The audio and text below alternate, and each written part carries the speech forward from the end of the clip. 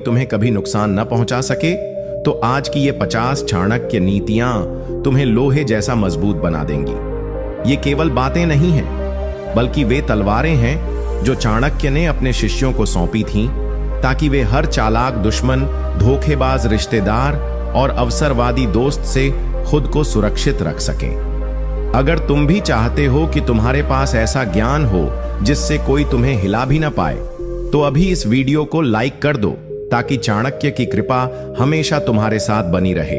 Subscribe करना मत भूलना, क्योंकि ऐसी चाणक्य नीतियां हर किसी को नहीं मिलती।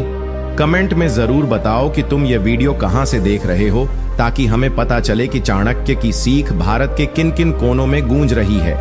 याद रखो, जो व्यक्ति ज्ञान के लिए दरवाजा खोलता है, उस पर कभी दुर्भाग्य दस्तक नहीं देता। तो अब तैयार हो जाओ, क्योंकि ये 50 नीतियां तुम्हें एक ऐसे इंसान में बदलने वाली हैं जिसे दुनिया चाहे तोड़ने की कोशिश करे, लेकिन वह कभी टूटे नहीं। नीति 1, दुश्मन को तबाह करने का सबसे असरदार तरीका है उसे उसकी ही चाल में फंसाना, पर खुद कभी उसका मुकाबला सीधा न करना। इस नीति का अर्थ है, चाणक्य कहते हैं कि जब कोई व्यक्ति तुम्हारा शत्रु बन जाए, वो तुम्हें नीचा दिखाने की कोशिश करे, तुम्हारी प्रतिष्ठा पर वार करे या तुम्हारे जीवन में बाधाएं खड़ी करे, तो उससे सीधे भिड़ना सबसे बड़ी मूर्खता है। क्योंकि जो व्यक्ति तुम्हारा शत्रु है, वह पहले से ही तुम्हें नीचे गिराने के लिए पूरी तैयारी कर चुका है। ऐसे में यदि तुम उस पर सीधा प्रहार करोगे, तो या तो वह तुम्हें उलझा देगा या फिर तुम्हारी ऊर्जा और समय नष्ट हो जाएगा। चाणक्य की दृष्टि में असली विजय तब है जब शत्रु खुद अपनी गलतियों के जाल में फंसे और तुम सिर्फ उस जाल को गहराई से समझकर, शांत रहकर धीरे धीरे उसे अपने ही कर्मों से तबाह होते देखो। चाणक्य उदाहरण देते हुए बताते हैं कि एक समय चंद्रगुप्त मौर्य का एक दुश्मन मंत्री मंडल के भीतर से ही था।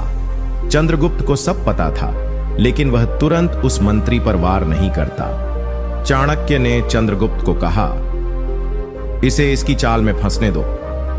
कुछ महीनों बाद वही मंत्री अपने स्वार्थ के चलते भ्रष्टाचार में फंसा और खुद ही बेनकाब हो गया। न लड़ाई न क्रोध, सिर्फ धैर्य और समझ से शत्रु पराजित हो गया। आप इसे अपने जीवन में कैसे अपना सकते हैं? अगर आपके जीवन में कोई ऐसा व्यक्ति है जो हर बार आपके खिलाफ बात करता है, जो आपके पीठ पीछे आपकी छवि को धूमिल करता है या बार बार आपको उकसाता है, तो उससे सीधे लड़ने की बजाय उसकी हरकतों को चुपचाप समझो, उसका पैटर्न पहचानो, फिर उसकी गलतियों को समाज, परिवार या संस्था के सामने खुद ही उजागर होने दो। तुम बस खुद को संयमित रखो, अपनी छवि को मजबूत करो और समय का इंतजार करो। जब तुम क्रोध नहीं करोगे, लड़ाई नहीं करोगे, तो तुम उसकी पहुंच से बाहर हो जाओगे और तब वह अपने ही जाल में उलझकर समाप्त हो जाएगा। नीति 2, अपने शत्रु को पराजित करने का सबसे बुद्धिमत्तापूर्ण उपाय यह है कि उसकी कमजोरियों का गहरा अध्ययन करो और फिर उन्हीं कमजोरियों को उसकी विनाश की जड़ बना दो। लेकिन कभी भी उसे इस बात का एहसास मत होने दो कि तुम उसके विरुद्ध कोई योजना बना रहे हो। इस नीति का अर्थ है कि जब तुम्हारा कोई दुश्मन होता है, तो सीधा संघर्ष करना कई बार आत्मघाती सिद्ध हो सकता है। चाणक्य कहते हैं कि शत्रु के पतन का रास्ता उसी के भीतर छुपा होता है। उसकी कमजोरियां, उसके अभिमान, उसकी आदतें, उसका स्वभाव, उसका क्रोध, उसका लोभ, यही वे सुराख हैं जिनसे उसकी नींव को हिलाया जा सकता है। परंतु इसके लिए अत्यधिक धैर्य, निरीक्षण और मानसिक दृढ़ता चाहिए। चाणक्य मानते थे कि एक सच्चा रणनीतिकार कभी शीघ्र प्रतिक्रिया नहीं करता, बल्कि वह प्रतीक्षा करता है, शत्रु की चालों को गहराई से देखता है, उसके व्यवहार की थाह लेता है और फिर सही समय पर उसके सबसे कमजोर स्थान पर बिना कोई शोर किए प्रहार करता है। ठीक उसी प्रकार जैसे एक शिकारी सांप की हर हरकत को देखकर अंत में उसकी गर्दन पर निशाना लगाता है। इस नीति को अपने जीवन में अपनाने के लिए जब भी कोई व्यक्ति तुम्हारे खिलाफ योजनाएं बनाता दिखे, तो सबसे पहले प्रतिक्रिया देने की बजाय शांत होकर उसका विश्लेषण करो। वो किस बात से घमंडी है? उसकी सबसे बड़ी कमजोरी क्या है? क्या वह दूसरों की तारीफ का भूखा है? क्या वह जल्दी क्रोधित हो जाता है? क्या वह किसी बात को लेकर असुरक्षित है? जब तुम इन बातों को जान लोगे तब तुम उसके शब्दों और कामों से प्रभावित नहीं होगे, बल्कि तुम्हारे पास एक योजना होगी उसे उसके ही भीतर से तोड़ने की। कोई भी शत्रु स्थायी नहीं होता अगर तुम उसकी कमजोरियों को समझ लो और उनसे खेलना सीख जाओ। तुम लड़ोगे नहीं, तुम बस उस कमजोर कड़ी को धीरे धीरे हवा दोगे और अंततः वह व्यक्ति खुद ही उस कमजोरी के कारण ध्वस्त हो जाएगा। चाणक्य उदाहरण देते हुए बताते हैं कि जब राजा धननंद उनके और चंद्रगुप्त के रास्ते में सबसे बड़ी बाधा था, तब उन्होंने धननंद की सबसे बड़ी कमजोरी, उसका अभिमान और अपनी शक्ति का दुरुपयोग को ही उसका विनाश बना दिया। चाणक्य ने धननंद को कभी सीधे ललकारा नहीं, बल्कि उसकी जनता को शिक्षित किया, उसे उसके ही विरुद्ध खड़ा किया। धीरे धीरे धननंद अपने अहंकार में डूबता गया और जब उसकी शक्ति की नींव हिल चुकी थी, तब चाणक्य और चंद्रगुप्त ने उसे बिना बड़ी लड़ाई के परास्त कर दिया। उन्होंने युद्ध जीतने से पहले ही युद्ध का कारण समाप्त कर दिया था, और यही होती है सच्ची चाणक्य नीति। नीति 3, दुश्मन को हराने का सबसे प्रभावशाली उपाय यह है कि उसके घमंड को उसके ही सामने बिखेर दो, लेकिन बिना एक शब्द बोले। उसे वहां पराजित करो जहां वह सबसे अधिक शक्तिशाली समझता है, ताकि उसकी आत्मा ही उसका साथ छोड़ दे। इस नीति का अर्थ यह है कि जब कोई शत्रु बार बार तुम्हें नीचा दिखाने का प्रयास करता है, बार बार खुद को श्रेष्ठ और तुम्हें तुच्छ सिद्ध करने की कोशिश करता है, तो ऐसे व्यक्ति से बहस करना या उसे तर्कों से हराने की कोशिश करना व्यर्थ है। चाणक्य कहते हैं कि अहंकारी व्यक्ति अपने बनाए हुए सिंहासन पर बैठकर दुनिया को नीचे देखता है, पर उसे कभी यह एहसास नहीं होता कि उसकी नींव खोखली है। तुम्हारा कार्य है उसके बनाए हुए सिंहासन की नींव को हिलाना, न कि उसके साथ शब्दों में युद्ध करना। एक शत्रु को तब सबसे गहरी चोट पहुंचती है जब वह अपने ही सबसे गर्व वाले क्षेत्र में स्वयं को असफल और अपमानित पाता है। और यही रणनीति चाणक्य की सबसे धारदार नीति है, शत्रु को उसकी ही शक्ति के क्षेत्र में बिना शोर किए उसकी ही नजरों में गिरा देना। ऐसा पराजय उसे बाहरी नहीं बल्कि भीतर से तोड़ देती है, जिससे वह दोबारा कभी खड़ा नहीं हो पाता। यदि आप इस नीति को अपने जीवन में अपनाना चाहते हैं, तो सबसे पहले उस व्यक्ति को पहचानिए जो बार बार अपने आप को आपसे ऊपर सिद्ध करने की कोशिश करता है। वह व्यक्ति चाहे आपके परिवार में हो, कार्यक्षेत्र में हो या समाज में, उसे जवाब देने की बजाय चुपचाप अपने काम को उसी क्षेत्र में इतना परिपूर्ण कर दीजिए कि वही लोग जो पहले उसके गुणगान करते थे अब आपकी तरफ देखने लगे। ध्यान रहे, यह कार्य आक्रोश से नहीं, आत्मसंयम और निरंतर अभ्यास से होता है। चाणक्य कहते हैं, शब्दों से नहीं कार्यों से दुनिया जीती जाती है। जब आपका कर्म उसकी बातों से बड़ा हो जाएगा, तब वह व्यक्ति स्वयं समाज की नजरों में छोटा हो जाएगा। और सबसे सुंदर बात यह होगी कि आपने एक शब्द भी नहीं कहा होगा, पर उसका घमंड, उसका भ्रम और उसका वर्चस्व सब ढह चुका होगा। चाणक्य उदाहरण देते हुए बताते हैं कि जब तक्षशिला के गुरुओं ने उन्हें तुच्छ और अस्वीकार्य घोषित कर दिया, तब उन्होंने कोई विवाद नहीं किया। उन्होंने न चिल्लाया न बहस की, बल्कि उन्होंने नालंदा और तक्षशिला के बाहर एक नई पाठशाला की स्थापना की और ऐसे विचार, ऐसी रणनीतियां और ऐसी नीतियां सिखाईं जो समय से पहले की थीं। परिणाम स्वरूप वही छात्र जो पहले उनके विरोधी विचारों के थे, उनके शिष्य बनने लगे। उनकी ख्याति इतनी फैल गई कि तक्षशिला के गुरु स्वयं अपनी प्रतिष्ठा बचाने के लिए चाणक्य के शिष्य बनना चाहते थे। यह थी उनकी विजय। न कोई शस्त्र, न कोई शब्द, केवल कर्म, ज्ञान और धैर्य से शत्रु को उसी की भूमि पर परास्त कर देना। नीति 4, अगर तुम अपने शत्रु को बिना लड़े हराना चाहते हो, तो सबसे पहले उसके मन में यह भर दो कि तुम उसका कोई खतरा ही नहीं हो।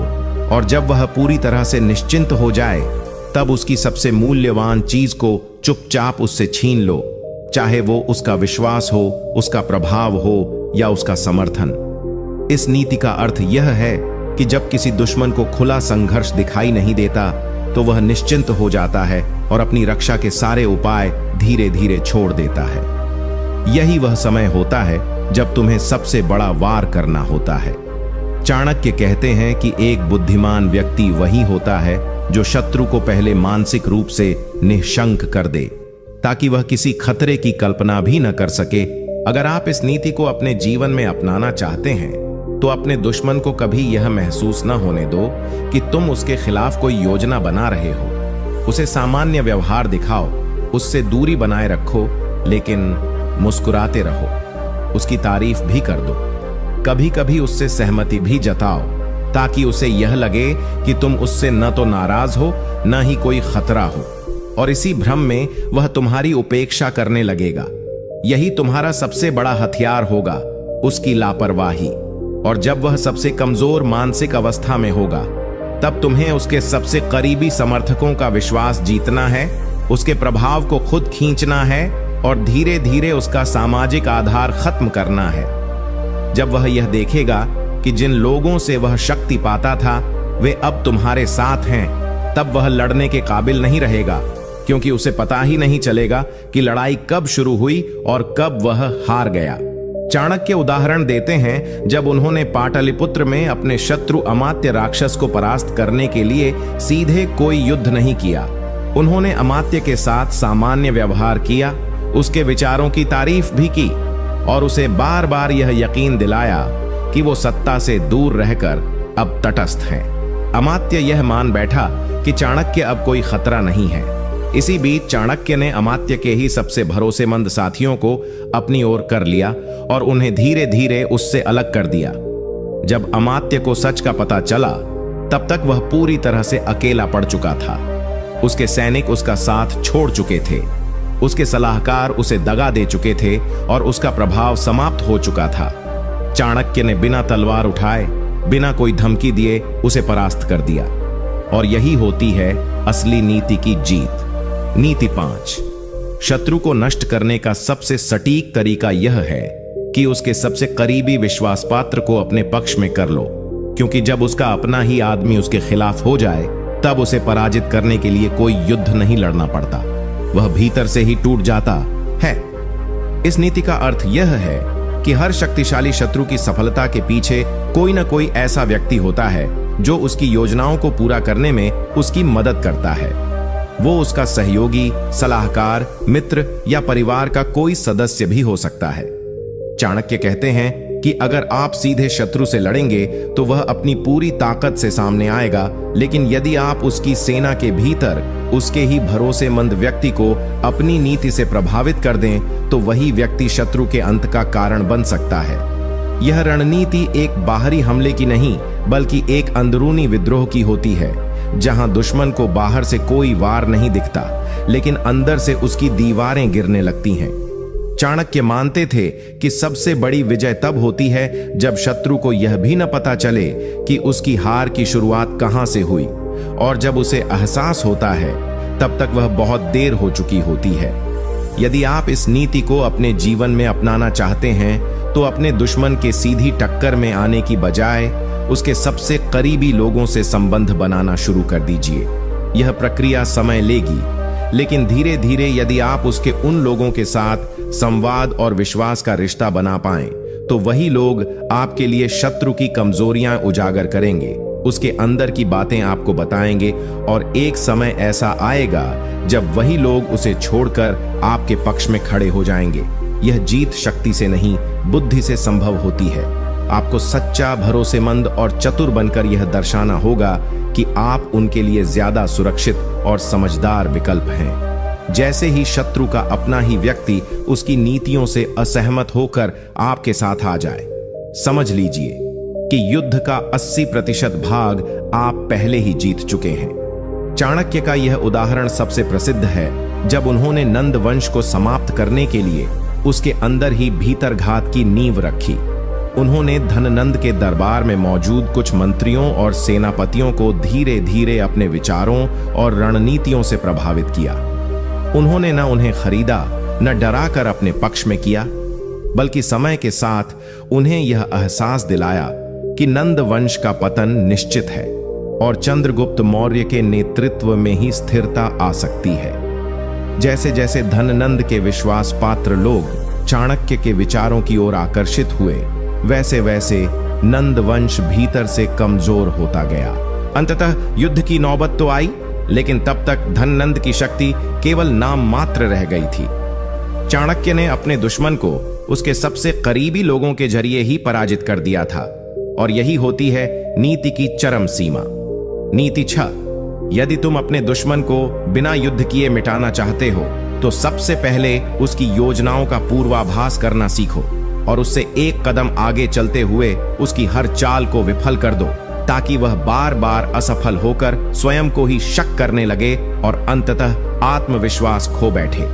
इस नीति का अर्थ यह है कि किसी भी युद्ध से बड़ी विजय तब होती है जब दुश्मन को लड़ने से पहले ही उसकी हार का एहसास हो जाए। चाणक्य कहते हैं कि एक महान रणनीतिकार वही होता है जो शत्रु की सोच को पढ़ लेता है, उसकी अगली चाल को पहले ही समझ लेता है और उसके अनुसार पहले से तैयारी कर लेता है। जब शत्रु हर बार कोई योजना बनाता है और वह योजना बार बार असफल होती जाती है तो वह अंदर से टूटने लगता है।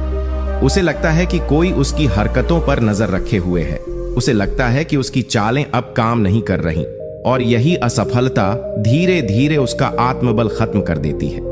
वह किसी पर विश्वास नहीं कर पाता, वह खुद से डरने लगता है, और सबसे बड़ी बात, वह भविष्य की योजना बनाने से पहले ही हार मान लेता है। यही होती है बिना युद्ध की सबसे बड़ी जीत, जब शत्रु अपने ही दिमाग में हार जाता है। अगर आप इस नीति को अपने जीवन में अपनाना चाहते हैं तो आपको सबसे पहले अपने दुश्मन को समझने की कला सीखनी होगी। उसके स्वभाव, उसकी चालों, उसके व्यवहार और उसकी सोच को पढ़ना होगा। वह किन बातों पर प्रतिक्रिया देता है, वह किस परिस्थिति में कैसा निर्णय लेता है, वह क्या सोचता है, ये सारी बातें आपको उसके हर कदम को अनुमानित करने में मदद करेंगी। इसके बाद जब वह कोई योजना बनाए तो आप उससे पहले ही उस पर कार्य कर दें या उसे ऐसी स्थिति में पहुंचा दें कि उसकी योजना खुद बिखर जाए। जब यह बार बार होगा तो वह आपके खिलाफ कुछ करने से पहले ही घबरा जाएगा और उसका आत्मविश्वास हर असफल प्रयास के साथ खत्म होता चला जाएगा। ये काम बहुत धैर्य, अवलोकन और चुप्पी से होता है, बोलकर नहीं, देखकर और समझकर। आप जितना शांत रहेंगे उतना ही शत्रु विचलित होगा। चाणक्य ने इस नीति को चंद्रगुप्त के जीवन में अनेक बार अपनाया। जब मगध के शासक धननंद को लगा कि कोई उसके खिलाफ योजना बना रहा है तो उसने कई जासूस भेजे और कई फौजी चालें चली, पर चाणक्य हर बार उसकी योजना से एक कदम आगे थे। उन्होंने धननंद की हर योजना को पहले ही पढ़ लिया और उसका उत्तर पहले से तय कर रखा। हर बार जब धननंद ने कुछ करने की कोशिश की तो चाणक्य ने उसे असफल कर दिया। कुछ समय बाद धननंद को लगने लगा कि चाणक्य को उसकी हर बात पहले से पता चल जाती है, और यही डर धीरे धीरे उसके मन को खोखला करने लगा। वह निर्णय लेने में हिचकिचाने लगा, उसे अपने मंत्रियों और सैनिकों पर संदेह होने लगा, और इसी आंतरिक भ्रम में उसकी सत्ता बिखरने लगी। चाणक्य ने कोई तलवार नहीं चलाई, लेकिन उसकी मानसिक स्थिति को इस हद तक तोड़ दिया कि वह हार मानने पर मजबूर हो गया। यही थी नीति से प्राप्त की गई सच्ची विजय। नीति 7, अगर तुम अपने शत्रु को बिना लड़े मिटाना चाहते हो तो उसकी महत्वाकांक्षा को इतना बढ़ा दो कि वह लालच में अंधा होकर अपने ही बनाए हुए नियमों को तोड़ने लगे, और फिर वही टूटी हुई मर्यादाएं उसके पतन का कारण बन जाए।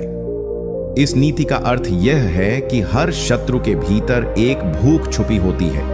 किसी को सत्ता चाहिए, किसी को सम्मान, किसी को धन और किसी को नियंत्रण। चाणक्य कहते हैं कि अगर तुम उस भूख को पहचान लो और उसे धीरे धीरे बढ़ाते जाओ तो वह व्यक्ति खुद ही अपनी सीमाओं को लांघने लगेगा। जब कोई व्यक्ति अपने लालच में इतना अंधा हो जाता है कि वह नीति, धर्म और मर्यादा की रेखाएं पार कर देता है, तब उसका पतन निश्चित होता है। वह यह भी नहीं समझ पाता कि उसकी हार की जड़ उसी लालच में है जिसे वह अपनी ताकत समझ रहा है। उसे लगता है कि वह और पा सकता है और जीत सकता है, लेकिन असल में वह अपने ही बनाए ढांचे को तोड़ रहा होता है। चाणक्य इस नीति को विनाशकाले विपरीत बुद्धि का जन्म स्थल मानते हैं। जब बुद्धि लालच के हाथों बिक जाती है तब विनाश सुनिश्चित होता है। अगर आप इस नीति को अपने जीवन में अपनाना चाहते हैं तो सबसे पहले अपने दुश्मन की उस इच्छा को पहचानो जो उसे सबसे ज्यादा उत्तेजित करती है, चाहे वह पद हो, प्रसिद्धि हो या संपत्ति।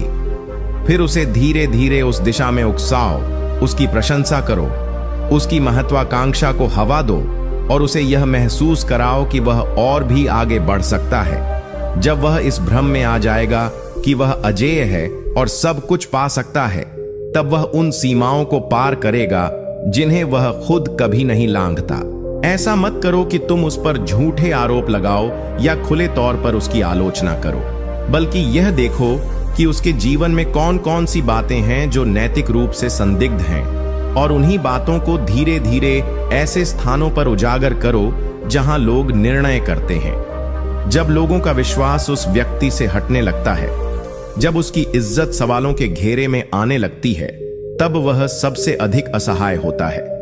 उसे फिर न सत्ता बचा सकती है, न धन और न ही बल, क्योंकि उसका सामाजिक अस्तित्व ही समाप्त हो जाता है। अगर आप इस नीति को अपनाना चाहते हैं तो सबसे पहले अपने शत्रु की कमजोर छवियों को पहचानिए। वह कौन से कर्म करता है जो समाज की दृष्टि में अनुचित हैं, वह किन बातों को छिपाता है और किन बातों का दिखावा करता है।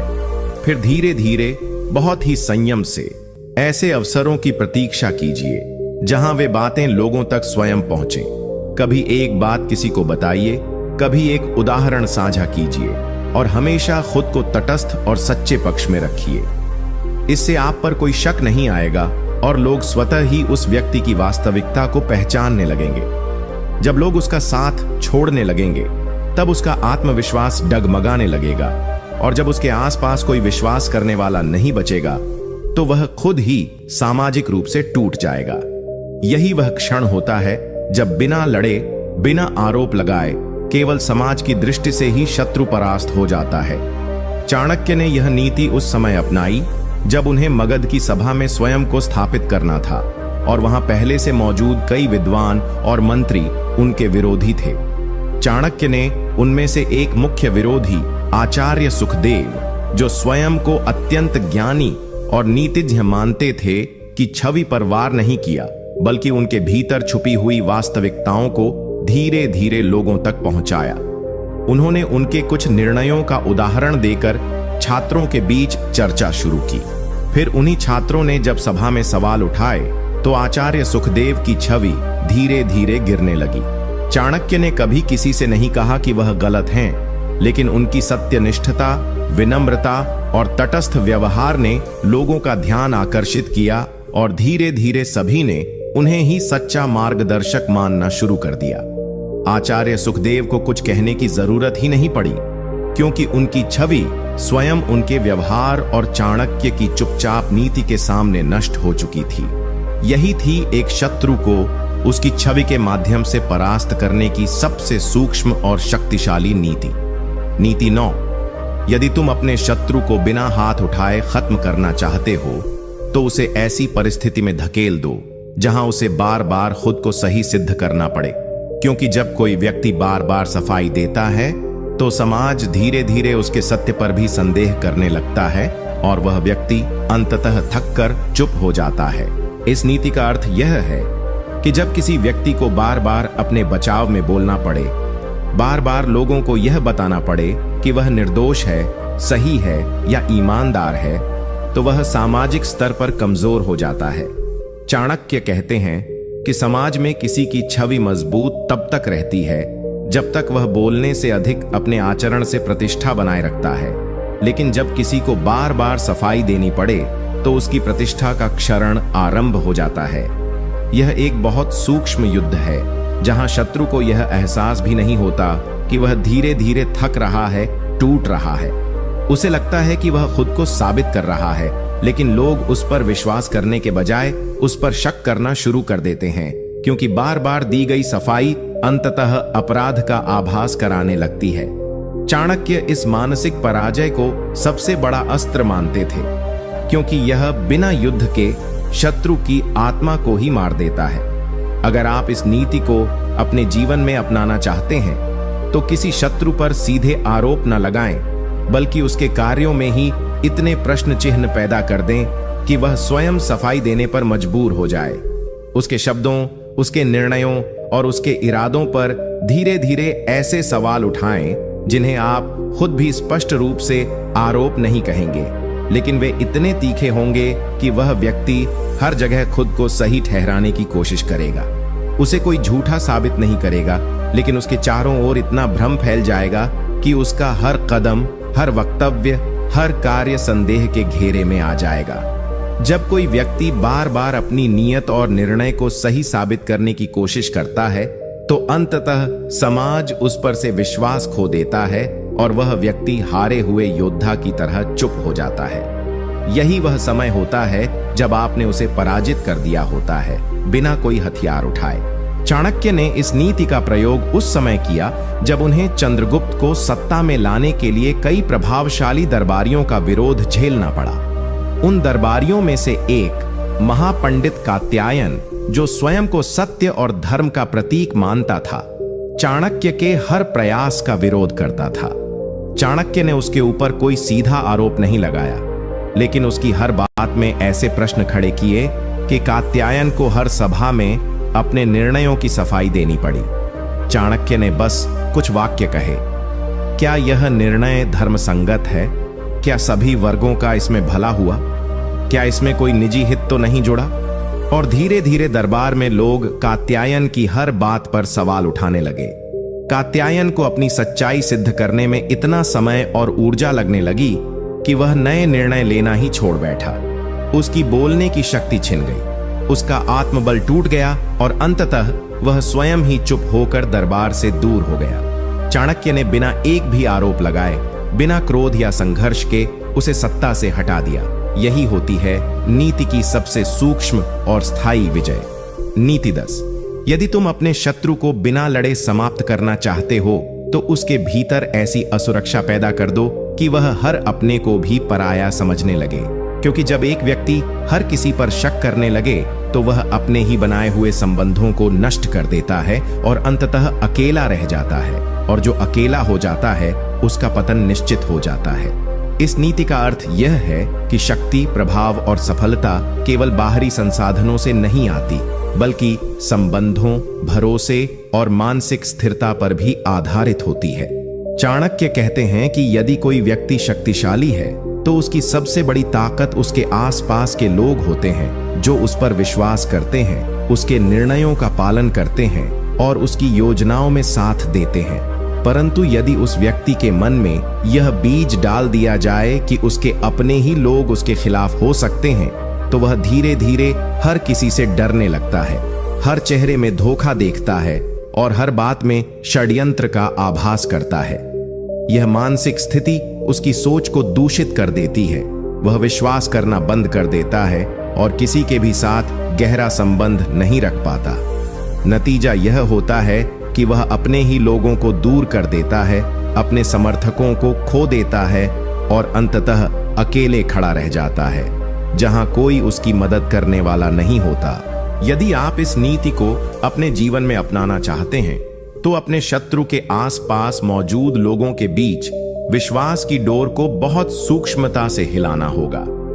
आप सीधे तौर पर किसी पर आरोप नहीं लगाएंगे, लेकिन बार बार ऐसे संकेत देंगे, ऐसी बातें करेंगे जिससे शत्रु को यह लगने लगे कि उसके अपने लोग उस पर भरोसा नहीं कर रहे या उसके पीछे कुछ और सोचते हैं। आप बातचीत में संदिग्ध बातें छोड़ सकते हैं, हल्के तंज कर सकते हैं या किसी का नाम लेकर कह सकते हैं कि उसने भी कुछ अजीब कहा था तुम्हारे बारे में। यह धीरे धीरे उसके भीतर डर और असुरक्षा का जहर घोल देगा। जैसे जैसे यह बढ़ेगा, वह खुद अपने लोगों से दूर होता चला जाएगा और उन्हें नियंत्रित करने की शक्ति खो देगा। फिर चाहे वह कितना भी बाहरी रूप से शक्तिशाली क्यों न दिखे, अंदर से वह टूट चुका होगा। चाणक्य ने इस नीति का प्रयोग धननंद के दरबार में उस समय किया जब राजा को अपने मंत्रियों और सैनिकों पर पूरा विश्वास था। चाणक्य ने खुलेआम कुछ नहीं किया, लेकिन अपने शब्दों और चुपचाप की गई रणनीति से यह बीज बो दिया कि दरबार में कुछ लोग राजा के खिलाफ षड्यंत्र कर रहे हैं। उन्होंने कुछ जगहों पर बात फैलाई, कुछ संकेतों में संदेह पैदा किया और धीरे धीरे धननंद को यह महसूस होने लगा कि उसके ही लोग उसकी पीठ पीछे कुछ और सोचते हैं। परिणाम स्वरूप धननंद ने अपने ही भरोसेमंद मंत्रियों को बदलना शुरू कर दिया। सैनिकों को हटाना शुरू कर दिया और हर किसी पर नजर रखने लगा। यह भय उसके निर्णयों को प्रभावित करने लगा। वह एक राजा की तरह नहीं बल्कि एक डरे हुए व्यक्ति की तरह व्यवहार करने लगा और उसकी यही असुरक्षा अंततः उसकी सत्ता के अंत का कारण बनी। चाणक्य ने उसे अकेला कर दिया था और यही अकेलापन उसके पतन की शुरुआत बन गया। नीति 11। यदि तुम अपने शत्रु को बिना लड़े समाप्त करना चाहते हो तो उसे ऐसी परिस्थितियों में बार बार डालो जहां उसे बार बार निर्णय लेना पड़े और हर निर्णय के बाद उसे लगे कि उसने कुछ खो दिया है।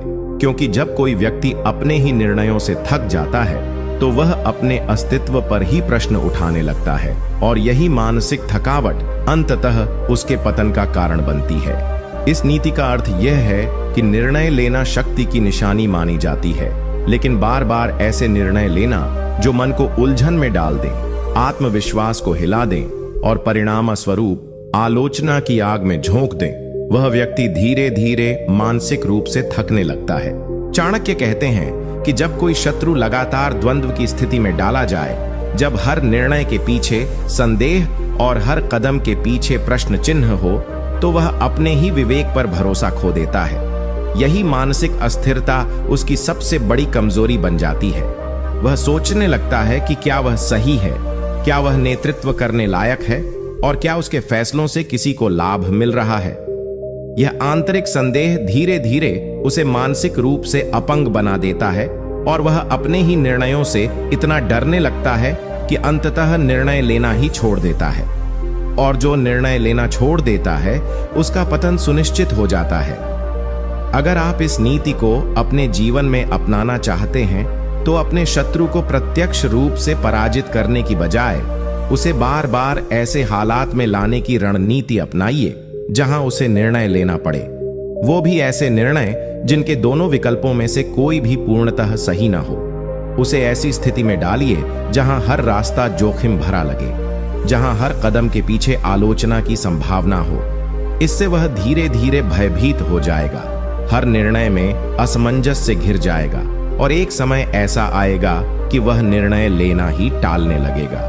ऐसे समय में आप उसका स्थान ले सकते हैं या उसके नीचे खड़े लोग ही उसका साथ छोड़ देंगे, क्योंकि उन्हें नेतृत्व की आवश्यकता होती है और जब नेता ही असमर्थ हो तो उसे छोड़ना स्वाभाविक है। चाणक्य ने इस नीति का प्रयोग तब किया जब उन्होंने नंद वंश के अधिकारियों और सेनापतियों के सामने ऐसे प्रश्न और संकट पैदा किए जिनमें स्पष्ट समाधान नहीं थे। कभी कर संग्रहण को लेकर विद्रोह भड़काया, कभी सीमावर्ती क्षेत्रों में अस्थिरता फैलाई, कभी जनसमर्थन के नाम पर आंदोलन खड़ा किया। इन सभी परिस्थितियों में नंद वंश के अधिकारियों को बार बार निर्णय लेना पड़ा, कभी कठोर कभी नरम, और हर निर्णय का कोई न कोई वर्ग विरोध करता रहा। कुछ समय बाद वे अधिकारी मानसिक रूप से टूटने लगे, आपस में ही मतभेद बढ़ने लगे और स्वयं राजा भी इन निर्णयों से असहज होकर चुपचाप रहने लगे। जब सत्ता का शीर्ष ही निर्णय शक्ति खो बैठता है तो नीचे की व्यवस्था अपने आप बिखर जाती है। चाणक्य ने बिना तलवार उठाए केवल निर्णयों की दिशा में उलझाव पैदा करके शत्रु को मानसिक रूप से पराजित कर दिया, और यही होती है मस्तिष्क से जीती गई सबसे गहरी लड़ाई। नीति 12। यदि तुम अपने शत्रु को बिना कोई हिंसा किए समाप्त करना चाहते हो तो उसे ऐसी स्थिति में पहुंचा दो जहां वह अपनी ही महत्वाकांक्षा के बोझ से दबने लगे। क्योंकि जब कोई व्यक्ति खुद को बहुत ऊपर समझने लगता है और निरंतर ऊंचाइयों की ओर भागता है तो एक समय ऐसा आता है जब उसकी जड़ें कमजोर हो जाती हैं और वह स्वयं अपनी ऊंचाई से गिर जाता है, और ऐसी गिरावट उसे पूरी तरह तोड़ देती है। इस नीति का अर्थ यह है कि महत्वाकांक्षा किसी भी व्यक्ति को आगे बढ़ने की प्रेरणा देती है, लेकिन जब वह संतुलन से बाहर होकर अत्यधिक हो जाए तो वही महत्वाकांक्षा विनाश का कारण बन जाती है। चाणक्य कहते हैं कि अगर शत्रु अत्यधिक लालची और महत्वाकांक्षी है तो उसे रोकने की आवश्यकता नहीं है, बल्कि उसे और बढ़ावा दो ताकि वह अपनी सीमा पार करने लगे। जब कोई व्यक्ति बिना सोच विचार के केवल अपने लक्ष्य की प्राप्ति में अंधा होकर दौड़ता है तो वह उन बुनियादी बातों की अनदेखी करता है जो उसे स्थिर और संतुलित बनाए रखती हैं। वह रिश्ते भूल जाता है, नियम तोड़ता है, लोगों को कुचलता है और एक ऐसा संसार बना लेता है जहां सिर्फ वही सर्वोपरि होता है। लेकिन जब जड़ें कमजोर होती हैं तो पेड़ कितना भी ऊंचा क्यों ना हो, एक हल्की आंधी भी उसे गिरा देती है। यह वही स्थिति होती है जब शत्रु खुद अपने ही बोझ से गिरता है और तुम्हें कुछ भी नहीं करना पड़ता। इस नीति को अपनाने के लिए अपने शत्रु की उस दिशा को पहचानो जहां वह अत्यधिक महत्वाकांक्षी है। उसे वही रास्ता दिखाओ, उसकी प्रशंसा करो, उसे अवसर दो और बार बार उसे यह एहसास दिलाओ कि वह और ऊंचा उड़ सकता है। ऐसा करते हुए उसे यह महसूस कराओ कि वह अजेय है और उसे कोई रोक नहीं सकता। यह मानसिक स्थिति उसके भीतर एक ऐसा दंभ पैदा करेगी जहां वह किसी की नहीं सुनेगा, सलाहों की अनदेखी करेगा और एकल निर्णयों में विश्वास रखेगा। जैसे जैसे वह ऊंचा जाएगा, उसके आसपास के लोग उससे कटते जाएंगे और उसका ताना बाना कमजोर होने लगेगा। जब वह अपने ही बनाए हुए आकाश में उड़ते उड़ते जड़ों से टूट जाएगा, तब तुम उसे गिराने के लिए कुछ भी नहीं करोगे, क्योंकि वह खुद ही अपने अंत की पटकथा लिख चुका होगा। चाणक्य ने यह नीति राजा धननंद के छोटे भाई से संबंधित एक रणनीति में अपनाई थी। उस भाई में भी सत्ता पाने की प्रबल इच्छा थी, लेकिन वह शुरुआत में शांत और संयमी था। चाणक्य ने उसे धीरे धीरे यह समझाना शुरू किया कि वह अपने भाई से कहीं अधिक योग्य है, उसके निर्णय बेहतर हैं और जन समर्थन उस तक आसानी से आ सकता है। नीति 13। यदि तुम अपने शत्रु को बिना किसी प्रत्यक्ष संघर्ष के समाप्त करना चाहते हो, तो उसकी सबसे करीबी सलाहों और सहयोगियों पर प्रभाव डालो और उन्हें इस प्रकार मोड़ दो कि वे या तो उसे गलत सलाह दें या समय आने पर उसका साथ छोड़ दें। क्योंकि जब किसी शक्तिशाली व्यक्ति के अपने ही लोग उसे छोड़ने लगते हैं, तो वह सबसे पहले मानसिक रूप से टूटता है और फिर धीरे धीरे उसकी सत्ता भी बिखर जाती है। इस नीति का अर्थ यह है कि किसी भी व्यक्ति की असली शक्ति उसके पास मौजूद संसाधन नहीं, बल्कि उसके आसपास के लोग होते हैं। वे सलाहकार, मित्र और सहयोगी जो हर निर्णय में साथ देते हैं, उसकी छवि बनाते हैं और कठिन समय में उसका संबल बनते हैं। यदि इन लोगों का विश्वास डगमगाने लगे या वे जानबूझकर गलत सलाह देने लगे, तो वह व्यक्ति बाहर से जितना भी सशक्त क्यों न दिखे, अंदर से खोखला हो जाता है। चाणक्य मानते हैं कि यदि शत्रु को सीधे परास्त करना कठिन हो, तो उसके सबसे नजदीकी लोगों के हृदय में संदेह, ईर्ष्या या असंतोष का बीज बो दो। जब वही लोग धीरे धीरे उसकी नीतियों से कटने लगेंगे या उसके खिलाफ अवसर ढूंढने लगेंगे, तो वह शत्रु अकेला रह जाएगा। उस स्थिति में उसकी रणनीतियां भी असफल होने लगती हैं, क्योंकि वे जिन पर आधारित होती हैं, वे ही उसे गलत दिशा में ले जाने लगते हैं। यह पराजय भीतर से शुरू होती है और बाहर तक फैल जाती है। इस नीति को अपनाने के लिए सबसे पहले शत्रु के उन लोगों को पहचानना आवश्यक है जो उसके सबसे करीबी हैं। वे जिनकी बात वह सुनता है, जिन पर वह सबसे अधिक विश्वास करता है। फिर उन लोगों के भीतर धीरे धीरे ऐसे विचार बोने होंगे जो उनके मन में भ्रम या लालच पैदा करें। कभी किसी को अधिक महत्व देने का नाटक करो, कभी किसी के निर्णय पर प्रश्न चिन्ह उठाओ और कभी किसी के अधिकार को चुनौती देने वाली स्थिति बनाओ। लेकिन यह सब पर्दे के पीछे बहुत चुपचाप और योजना के अनुसार होना चाहिए। ऐसा करने से वे लोग या तो भ्रमित होकर गलत निर्णय देंगे या अपनी स्वार्थ पूर्ति के लिए शत्रु को गलत रास्ते पर ले जाएंगे। अंततः जब वही लोग उसे छोड़ देंगे जिन पर वह सबसे अधिक निर्भर करता था, तो उसकी नींव ही हिल जाएगी और उसका पतन निश्चित हो जाएगा। चाणक्य ने इस नीति को उस समय अपनाया जब उन्होंने नंद वंश के प्रमुख सेनापति और एक प्रभावशाली मंत्री के बीच अहं की दीवार खड़ी कर दी। चाणक्य ने एक को यह महसूस कराया कि दूसरा उसका महत्व कम कर रहा है और दूसरे को यह बताया कि पहला उसकी योजनाओं को असफल कर रहा है। दोनों के बीच ऐसा संदेह और द्वंद्व पैदा हुआ कि वे एक दूसरे से बचने लगे, बातों को छुपाने लगे और अंततः गलत निर्णयों की श्रृंखला शुरू हो गई।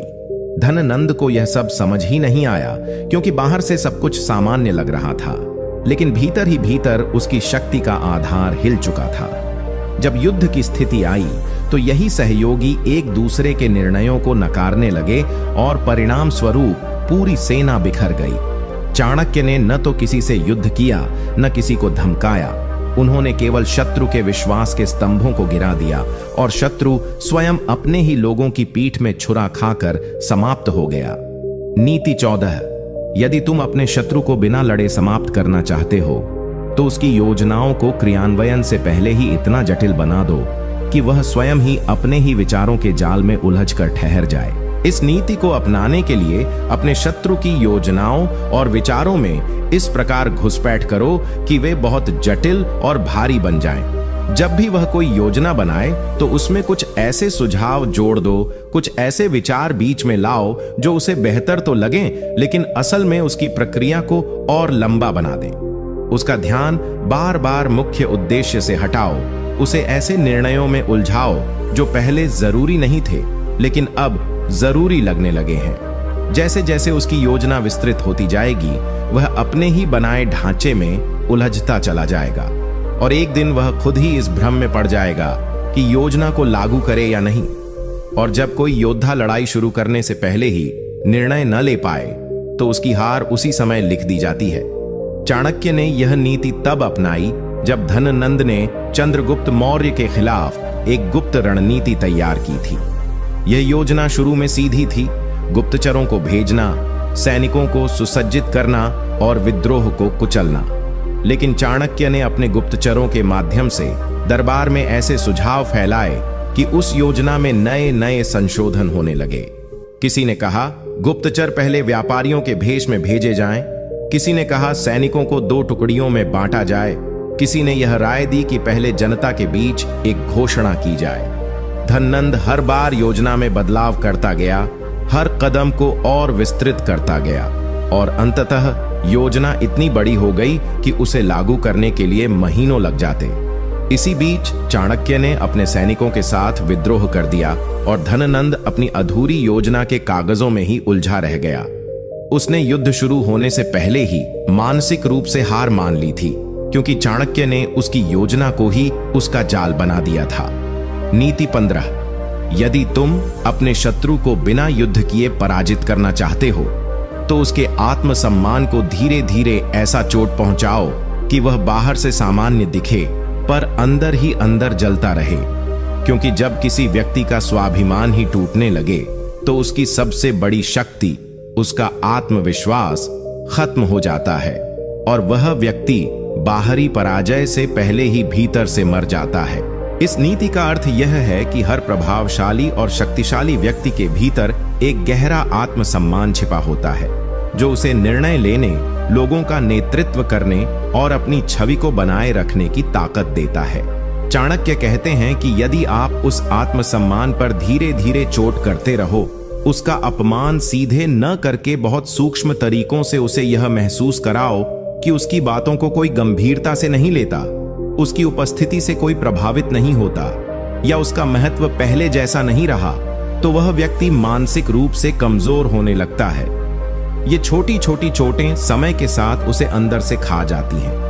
वह दिखावे में भले ही मुस्कुराता रहे, अपने लोगों के बीच ताकतवर बना रहे, लेकिन अकेले में उसका आत्मविश्वास धीरे धीरे खत्म होने लगता है और जब आत्मा ही थक जाए तो शरीर की कोई भी ताकत उसे बचा नहीं सकती। अगर आप इस नीति को अपने जीवन में अपनाना चाहते हैं तो कभी भी अपने शत्रु से प्रत्यक्ष टकराव मत करो, बल्कि उसके सम्मान की नींव को हिलाने वाले संकेत छोड़ो। उसकी बातों को जानबूझकर अनसुना करो, सार्वजनिक रूप से उसकी उपेक्षा करो, उसकी उपलब्धियों की तारीफ किसी और को दे दो और उसके निर्णयों पर बार बार सवाल उठाओ, लेकिन इतना धीरे और चतुराई से कि उसे कभी यह न लगे कि तुम सीधा वार कर रहे हो। इससे वह व्यक्ति खुद को साबित करने के लिए बार बार प्रयास करेगा, बार बार अपने आप को महत्व देने की कोशिश करेगा और जब उसे हर बार हल्का आंकने वाले संकेत मिलेंगे तो वह खुद ही अंदर से टूटने लगेगा। यह नीति बेहद सूक्ष्म है लेकिन उतनी ही घातक भी, क्योंकि आत्मसम्मान की मृत्यु शरीर की मृत्यु से अधिक पीड़ादायक होती है। चाणक्य ने इस नीति को मगध के एक प्रमुख मंत्री पर लागू किया था जो अत्यंत प्रभावशाली और बुद्धिमान था और दरबार में उसकी बहुत प्रतिष्ठा थी। चाणक्य जानते थे कि उसे सीधे हटाना संभव नहीं, इसलिए उन्होंने उसकी सलाहों को धीरे धीरे अनदेखा करना शुरू किया। जब भी वह कुछ सुझाव देता, चाणक्य उसी बात को थोड़े अलग तरीके से किसी अन्य से कहलवा देते और राजा उसकी तारीफ उस दूसरे व्यक्ति के नाम पर करता। कुछ समय बाद मंत्री को लगने लगा कि उसके विचारों को महत्व नहीं मिल रहा। चाणक्य ने उसे एक विशेष सभा में बुलवाकर उसकी बातों को बीच में ही काट दिया और उसके स्थान पर एक कनिष्ठ अधिकारी को आगे कर दिया। यह सब इतनी चालाकी से हुआ कि मंत्री कोई प्रत्यक्ष आरोप भी नहीं लगा सका, लेकिन अंदर से टूटता चला गया। वह चुप रहने लगा, फिर धीरे धीरे दरबार में आना कम कर दिया और अंततः स्वयं ही अपने पद से अलग हो गया। चाणक्य ने उसके आत्मसम्मान को धीरे धीरे नष्ट करके उसे हरा दिया, बिना कोई युद्ध किए। यही होती है एक महान रणनीतिकार की सूक्ष्म और स्थायी विजय। नीति 16। यदि तुम अपने शत्रु को बिना शस्त्र उठाए समाप्त करना चाहते हो तो उसके चारों ओर ऐसे अवसरों की बाढ़ ला दो जो देखने में अत्यंत लाभकारी प्रतीत हों, लेकिन असल में उसे उसकी मूल राह से भटका दें। क्योंकि जब कोई व्यक्ति हर दिशा में एक साथ दौड़ने लगता है तो उसकी ऊर्जा बिखर जाती है और लक्ष्य से भटका हुआ योद्धा अंततः या तो थक कर रुक जाता है या गिर जाता है।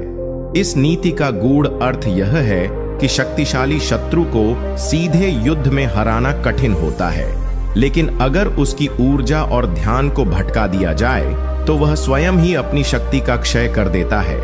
चाणक्य कहते हैं कि जब किसी व्यक्ति के सामने एक नहीं बल्कि अनेक अवसर प्रस्तुत कर दिए जाएं, जिनमें से हर एक उसे ऊंचाई की ओर ले जाने का वादा करता हो, तो वह व्यक्ति अपनी स्थिरता खो देता है। वह एक ही मार्ग पर अडिग नहीं रह पाता और हर उस दिशा में कदम बढ़ाने लगता है जहां उसे आशा की किरण दिखती है। परिणाम स्वरूप उसका समय, उसकी बुद्धि और उसकी योजना सब दिशाहीन हो जाती है। जब कोई व्यक्ति एक ही समय में कई राहों पर चलना चाहता है तो अंत में वह कहीं नहीं पहुंचता। उसकी सबसे बड़ी हार यही होती है कि वह अपना केंद्र खो देता है, और जब केंद्र नहीं बचता तो सत्ता और प्रभाव का कोई भी आधार टिक नहीं सकता।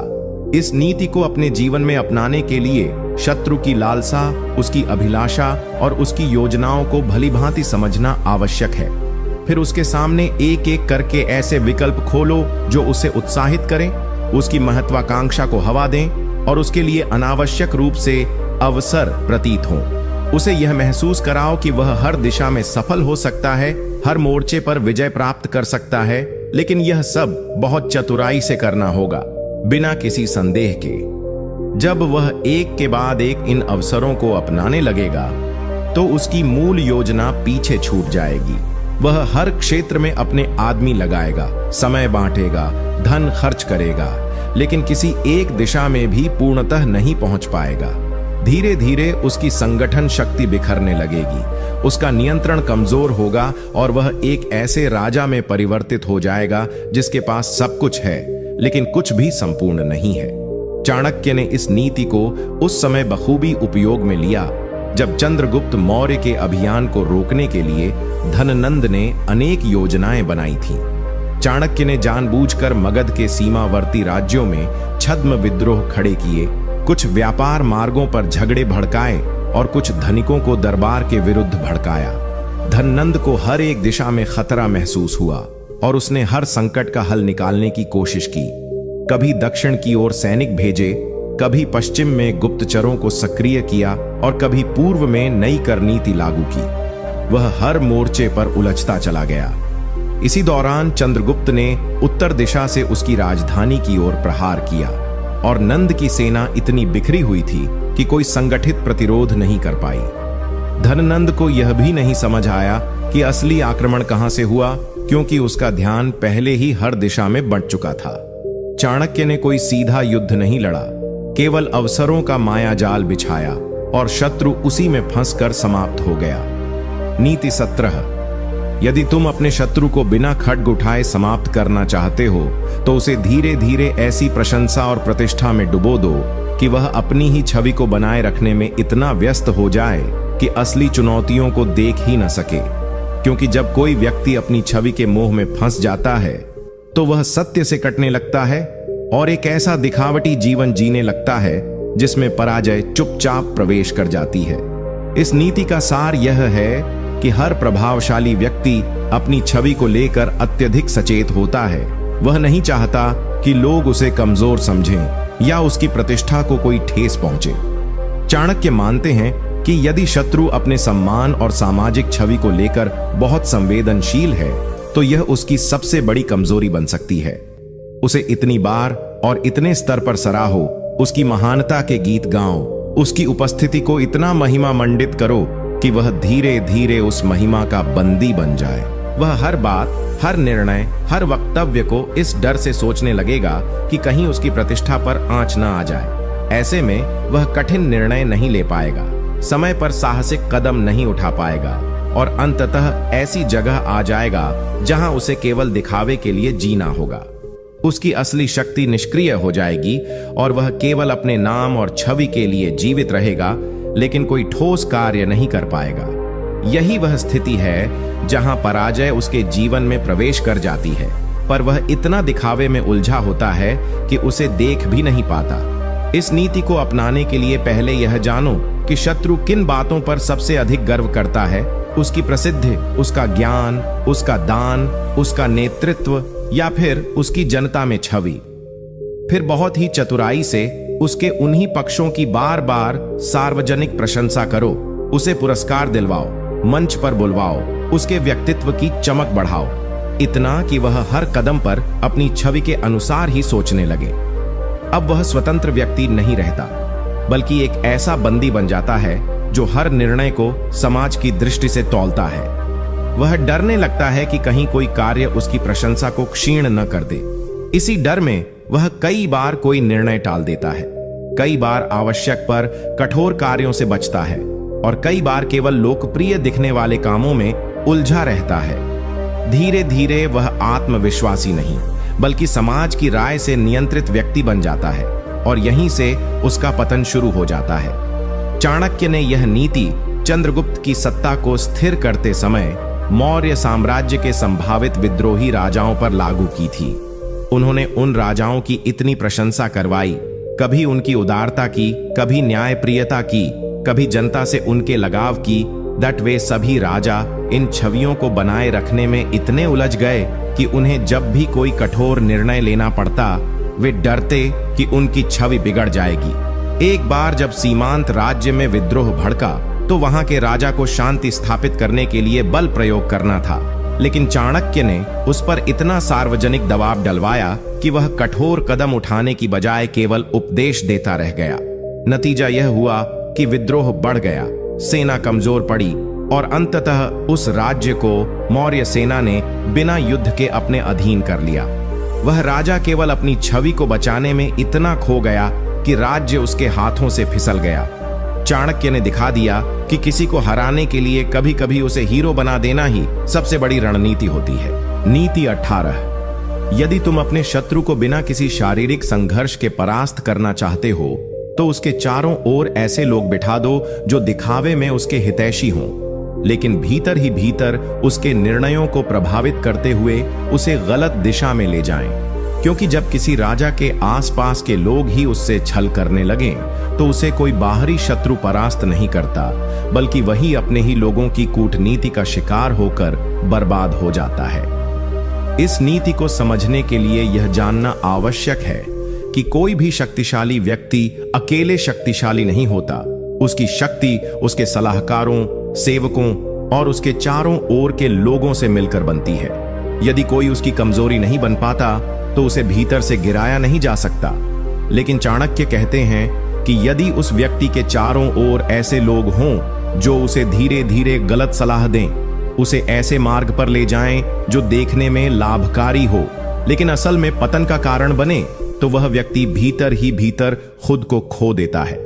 वह यह समझ भी नहीं पाता कि उसके निर्णय क्यों असफल हो रहे हैं, क्योंकि दोष वह बाहर ढूंढता है जबकि असल जहर उसके भीतर बोया जा चुका होता है।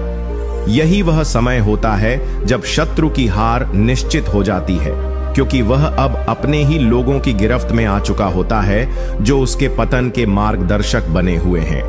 इस नीति को अपने जीवन में लागू करने के लिए सबसे पहले यह जानना होगा कि आपके शत्रु के सबसे विश्वास पात्र लोग कौन हैं।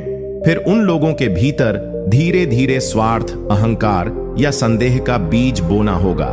अगर आप उन लोगों को किसी प्रकार अपने पक्ष में नहीं ला सकते तो उनमें इतना भ्रम और लालच पैदा कर दो कि वे खुद ही अपने स्वामी के निर्णयों को दूषित करने लगे। आपको कुछ नहीं करना होगा, न शत्रु से लड़ना, न उसके खिलाफ साजिशें करना, केवल उसके लोगों की मानसिकता बदलनी होगी। जब वे गलत सलाह देंगे, जब वे उसकी कमजोरी को अनदेखा करेंगे या जानबूझकर गलतियां करेंगे, तो शत्रु स्वयं ही हर दिशा में असफल होता चला जाएगा। चाणक्य की दृष्टि में यही सबसे सूक्ष्म लेकिन स्थायी विजय का मार्ग है। चाणक्य ने इस नीति का प्रयोग तब किया जब उन्हें नंद वंश के सेनापति और उसके मुख्य दरबारी के बीच मतभेद पैदा करने थे। उन्होंने सेनापति के एक पुराने सेवक को अपने पक्ष में कर लिया और उसके माध्यम से धीरे धीरे दरबार के भीतर गलत सूचनाएं फैलानी शुरू कर दी। उस सेवक ने नंद के दरबार में सेनापति के निर्णयों पर बार बार प्रश्न उठाए और ऐसे सुझाव दिए जो देखने में बुद्धिमत्ता भरे थे लेकिन नीतिगत रूप से कमजोर थे। धीरे धीरे सेनापति को राजा से दूरी महसूस होने लगी और राजा को अपने ही विश्वास पात्र पर संदेह होने लगा। यही वह क्षण था जब नंद वंश की नींव हिल गई और चंद्रगुप्त को बिना किसी बड़े युद्ध के विजय प्राप्त हुई। चाणक्य ने न तो सीधे युद्ध किया, न ही कोई हथियार उठाया। उन्होंने केवल शत्रु के विश्वास की दीवार को अंदर से तोड़ दिया और वह शत्रु खुद ही मलबे में दबकर समाप्त हो गया। नीति 19। यदि तुम अपने शत्रु को बिना लड़े नष्ट करना चाहते हो तो उसकी महत्वाकांक्षा को इतनी तीव्रता से प्रज्वलित कर दो कि वह अपने वर्तमान संसाधनों और स्थिति से असंतुष्ट होकर ऐसे कार्यों में उलझ जाए जहां वह अपने सामर्थ्य से अधिक प्रयास करे। क्योंकि जब कोई व्यक्ति अपनी सीमा से अधिक ऊंचाई पाने की जल्दी में होता है तो वह अपने संतुलन को खो बैठता है और वही असंतुलन अंततः उसके पतन का कारण बनता है। इस नीति को समझने के लिए यह जानना जरूरी है कि हर व्यक्ति के भीतर आगे बढ़ने की एक ज्वाला होती है, लेकिन जब यह ज्वाला आवश्यकता से अधिक प्रज्वलित होती है तो वह विवेक को जलाकर राख कर देती है। चाणक्य कहते हैं कि अगर किसी शत्रु को हराना है तो उसकी इसी महत्वाकांक्षा को उसका शत्रु बना दो। उसे यह दिखाओ कि वह बहुत कुछ कर सकता है, उससे बहुत बड़ी विजय की आशा की जा रही है, उसे इतिहास रचने का अवसर मिल रहा है। उसकी प्रशंसा करो, उसे यह यकीन दिलाओ कि वह दूसरों से श्रेष्ठ है और यदि वह थोड़ी और कोशिश करे तो सब कुछ उसके पैरों में होगा। जब वह इन बातों पर विश्वास करने लगेगा तो वह अपनी सीमा और यथार्थ को भुला देगा। वह बिना पूरी तैयारी के, बिना ठोस योजना के बड़े बड़े कदम उठाने लगेगा, जोखिम लेगा, नए नए दुश्मन बनाएगा और जो कुछ उसके पास है उसे भी खो देगा। यही वह क्षण होता है जब उसकी ताकत उसकी कमजोरी बन जाती है और उसका पतन आरंभ हो जाता है। इस नीति को अपने जीवन में अपनाने के लिए शत्रु के स्वभाव को गहराई से समझना जरूरी है।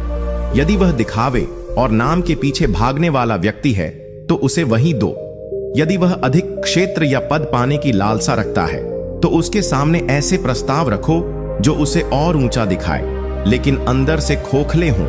उसकी प्रशंसा करो, बार बार उसे उसके सामर्थ्य का दर्प दिलाओ और ऐसे मौके तैयार करो जहां वह खुद ही आगे बढ़ने को मजबूर हो जाए। जब वह लालच में आकर अपनी वर्तमान शक्ति को छोड़कर कुछ बड़ा हासिल करने निकलेगा तभी वह अपनी स्थिरता और वर्तमान सफलता को खो बैठेगा। और जब कोई व्यक्ति अपनी स्थिरता खो देता है तो वह जमीन पर ही टिक नहीं पाता, चाहे वह कितना भी ऊंचा क्यों न उड़े। चाणक्य ने यह नीति मगध की एक शक्तिशाली गुप्तचर शाखा को भंग करने के लिए अपनाई थी जो नंद वंश की सबसे बड़ी ताकत थी। उन्होंने इस शाखा के प्रमुख को ऐसे संकेत भिजवाए कि यदि वह स्वतंत्र होकर कार्य करे और अपने गुप्तचरों का एक अलग संगठन खड़ा करे तो वह इतिहास का सबसे प्रभावशाली गुप्तचर बन सकता है। उस व्यक्ति ने चाणक्य की फैलाई हुई अफवाहों और प्रशंसा के शब्दों को सच मान लिया और नंद से बिना अनुमति के अपने दल का विस्तार करने लगा। नए लोग भर्ती करने लगा और अतिरिक्त धन की मांग करने लगा। इससे दरबार में उसके प्रति शंका उत्पन्न हुई और राजा ने उसे पद से हटा दिया। उसका सारा गुप्त जाल भी छिन्न भिन्न हो गया और वह स्वयं अपमानित होकर काशी चला गया। चाणक्य ने उसकी महत्वाकांक्षा को ही उसका जाल बना दिया और वह शत्रु स्वयं ही उसमें फंसकर नष्ट हो गया, बिना किसी तीर और तलवार के। नीति 20।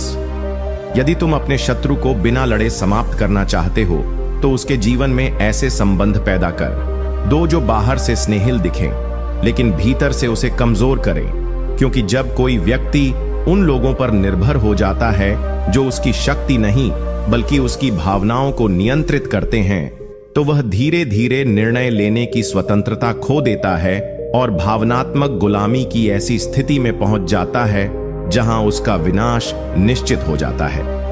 इस नीति का सार यही है कि एक शक्तिशाली व्यक्ति को हराने का सबसे प्रभावी तरीका यह नहीं कि उससे भिड़ा जाए, बल्कि यह है कि उसके चारों ओर ऐसे संबंध बना दिए जाएं जो उसकी सोच, उसका आत्मबल और उसके निर्णय की क्षमता को धीरे धीरे खा जाए। चाणक्य कहते हैं कि यदि शत्रु भावनात्मक रूप से कमजोर है या किसी विशेष व्यक्ति, संबंध या भावना के अधीन है तो यही उसकी सबसे बड़ी कमजोरी बन सकती है। ऐसे में उसे कुछ ऐसे लोग या परिस्थितियां दीजिए जो उसे अपनापन, सहानुभूति या प्रेम का छलावा दें, लेकिन भीतर ही भीतर उसे नियंत्रण में रखें। इस नीति को अपनाने के लिए शत्रु के भावनात्मक पक्ष को गहराई से समझना होगा। किसे वह सबसे ज्यादा मानता है, किसकी बात उसे प्रभावित करती है, किसके शब्दों से वह विचलित हो जाता है। अब यदि आप सीधे उस व्यक्ति या भावना को अपने वश में नहीं ला सकते तो उसके आसपास वैसे ही लोग भेजिए जो वैसी ही भाषा बोलें, वैसा ही स्नेह दिखाएं और धीरे धीरे उसकी सोच को अपने नियंत्रण में लें। उसे यह विश्वास दिलाइए कि वे लोग उसके सबसे बड़े हितैषी हैं, लेकिन असल में वे धीरे धीरे उसे फैसलों में भ्रमित करें, उसके आत्मबल को तोड़ें और उसे एक असमंजस में डाल दें। वह हर निर्णय में हिचकिचाने लगेगा, बार बार दूसरों पर निर्भर रहेगा और जब तक निर्णय लेगा तब तक बहुत देर हो चुकी होगी। यही वह बिंदु होता है जहां पर एक शक्तिशाली व्यक्ति अपनी शक्ति को खो देता है, क्योंकि उसने अपना आत्मनिर्भरता खो दी होती है। चाणक्य ने यह नीति एक पड़ोसी राजा पर लागू की थी जो शुरू में चंद्रगुप्त के विरुद्ध गठबंधन बनाने की तैयारी कर रहा था। चाणक्य ने उस राजा के प्रमुख सलाहकार की पत्नी के माध्यम से दरबार में एक दासी को नियुक्त करवाया जो अत्यंत सुंदर, शालीन और बुद्धिमान थी। धीरे धीरे वह दासी राजा के निकट आ गई। उसकी सेवा और हित चिंता से उसका विश्वास जीत लिया। राजा उससे कई विषयों पर सलाह लेने लगा, विशेष रूप से संवेदनशील राजनीतिक मामलों में। चाणक्य ने उस दासी के माध्यम से राजा को यह सलाह दिलवाई कि मौर्य से युद्ध नहीं बल्कि संधि करनी चाहिए, और इसी बात को बार बार दोहराया गया। धीरे धीरे वह राजा उस दासी की बातों पर इतना निर्भर हो गया कि अन्य मंत्रियों को दरकिनार करने लगा। उसके निर्णय भ्रमित होने लगे और अंततः उसने मौर्य से गठबंधन कर लिया, जबकि उसके राज्य के कई सामंत युद्ध के पक्ष में थे। यही नहीं, बाद में चाणक्य ने उस दासी को वहां से बुला लिया और राजा इतना असहाय महसूस करने लगा कि उसका मानसिक संतुलन बिगड़ने लगा और उसका राज्य कई हिस्सों में टूट गया। चाणक्य ने बिना एक भी सैनिक भेजे उस राजा की सत्ता और आत्मबल दोनों को समाप्त कर दिया। नीति 21। यदि तुम अपने शत्रु को बिना युद्ध किए समाप्त करना चाहते हो तो उसकी योजनाओं को समय से पहले जानकर ऐसे भ्रम फैला दो कि वह अपने ही विचारों और योजनाओं पर शंका करने लगे, क्योंकि जब कोई व्यक्ति अपने निर्णयों को लेकर ही असमंजस में आ जाता है और उसे हर दिशा में धोखा और विरोध दिखने लगता है तो वह या तो निर्णय लेने से डरने लगता है या फिर ऐसे निर्णय लेता है जो विनाश की ओर ले जाते हैं। इस नीति का सार यह है कि किसी भी शक्तिशाली व्यक्ति की सबसे बड़ी ताकत उसकी सोचने और योजना बनाने की क्षमता होती है, और यदि आप इस क्षमता को ही जड़ से हिला दें तो वह चाहे कितना भी धन, सेना या प्रतिष्ठा रखता हो, हार उसके बहुत निकट आ जाती है। चाणक्य कहते हैं कि जब कोई शत्रु योजना बना रहा हो तो उसके भीतर ही उसके विचारों पर प्रश्न चिन्ह उत्पन्न कर दो। कभी किसी गुप्तचर के माध्यम से, कभी एक झूठी सूचना के द्वारा, कभी किसी मित्र के मुख से ऐसे शब्द कहलवाकर जो यह संकेत दें कि उसके निर्णय गलत हो सकते हैं या उसके आसपास के लोग उसकी योजनाओं को समझ चुके हैं। इससे वह व्यक्ति मानसिक रूप से अस्थिर होने लगेगा। उसे अपने चारों ओर जासूस और विरोधी दिखने लगेंगे और वह हर कदम पर इतना सोचने लगेगा कि निर्णय में देरी और भ्रम उसका स्थायी स्वभाव बन जाएगा। यही भ्रम उसे नष्ट कर देता है, क्योंकि शत्रु से लड़ना आसान है, लेकिन अपने ही दिमाग से लड़ते रहना सबसे बड़ा युद्ध होता है। इस नीति को अपनाने के लिए सबसे पहले शत्रु की योजनाओं को जानना आवश्यक है। इसके लिए आपको उसकी गतिविधियों, संदेशवाहकों, गुप्तचरों या विश्वस्त सहयोगियों पर नजर रखनी होगी। फिर जब उसकी योजना सामने आ जाए तो उसमें कोई बाधा नहीं डालनी, बल्कि उसके दिमाग में यह भरना है कि उसकी योजना पहले से किसी को पता चल गई है। उसके आसपास के लोगों को संदेहास्पद बनाओ, उसकी सफलता के रास्ते पर झूठी असफलताओं के संकेत भेजो और उसका विश्वास तोड़ो। धीरे धीरे वह खुद को अकेला महसूस करेगा, अपने ही सहयोगियों पर शक करेगा, अपनी योजनाओं को बार बार बदलेगा और अंततः जब वह कोई निर्णय लेगा तो वह या तो बहुत देर से होगा या बिल्कुल गलत दिशा में। इस स्थिति में वह खुद ही अपनी शक्ति को नष्ट कर देता है, बिना किसी बाहरी बल प्रयोग के। चाणक्य ने यह नीति उस समय अपनाई थी जब एक दक्षिणी राजा मौर्य साम्राज्य पर हमला करने की गुप्त योजना बना रहा था।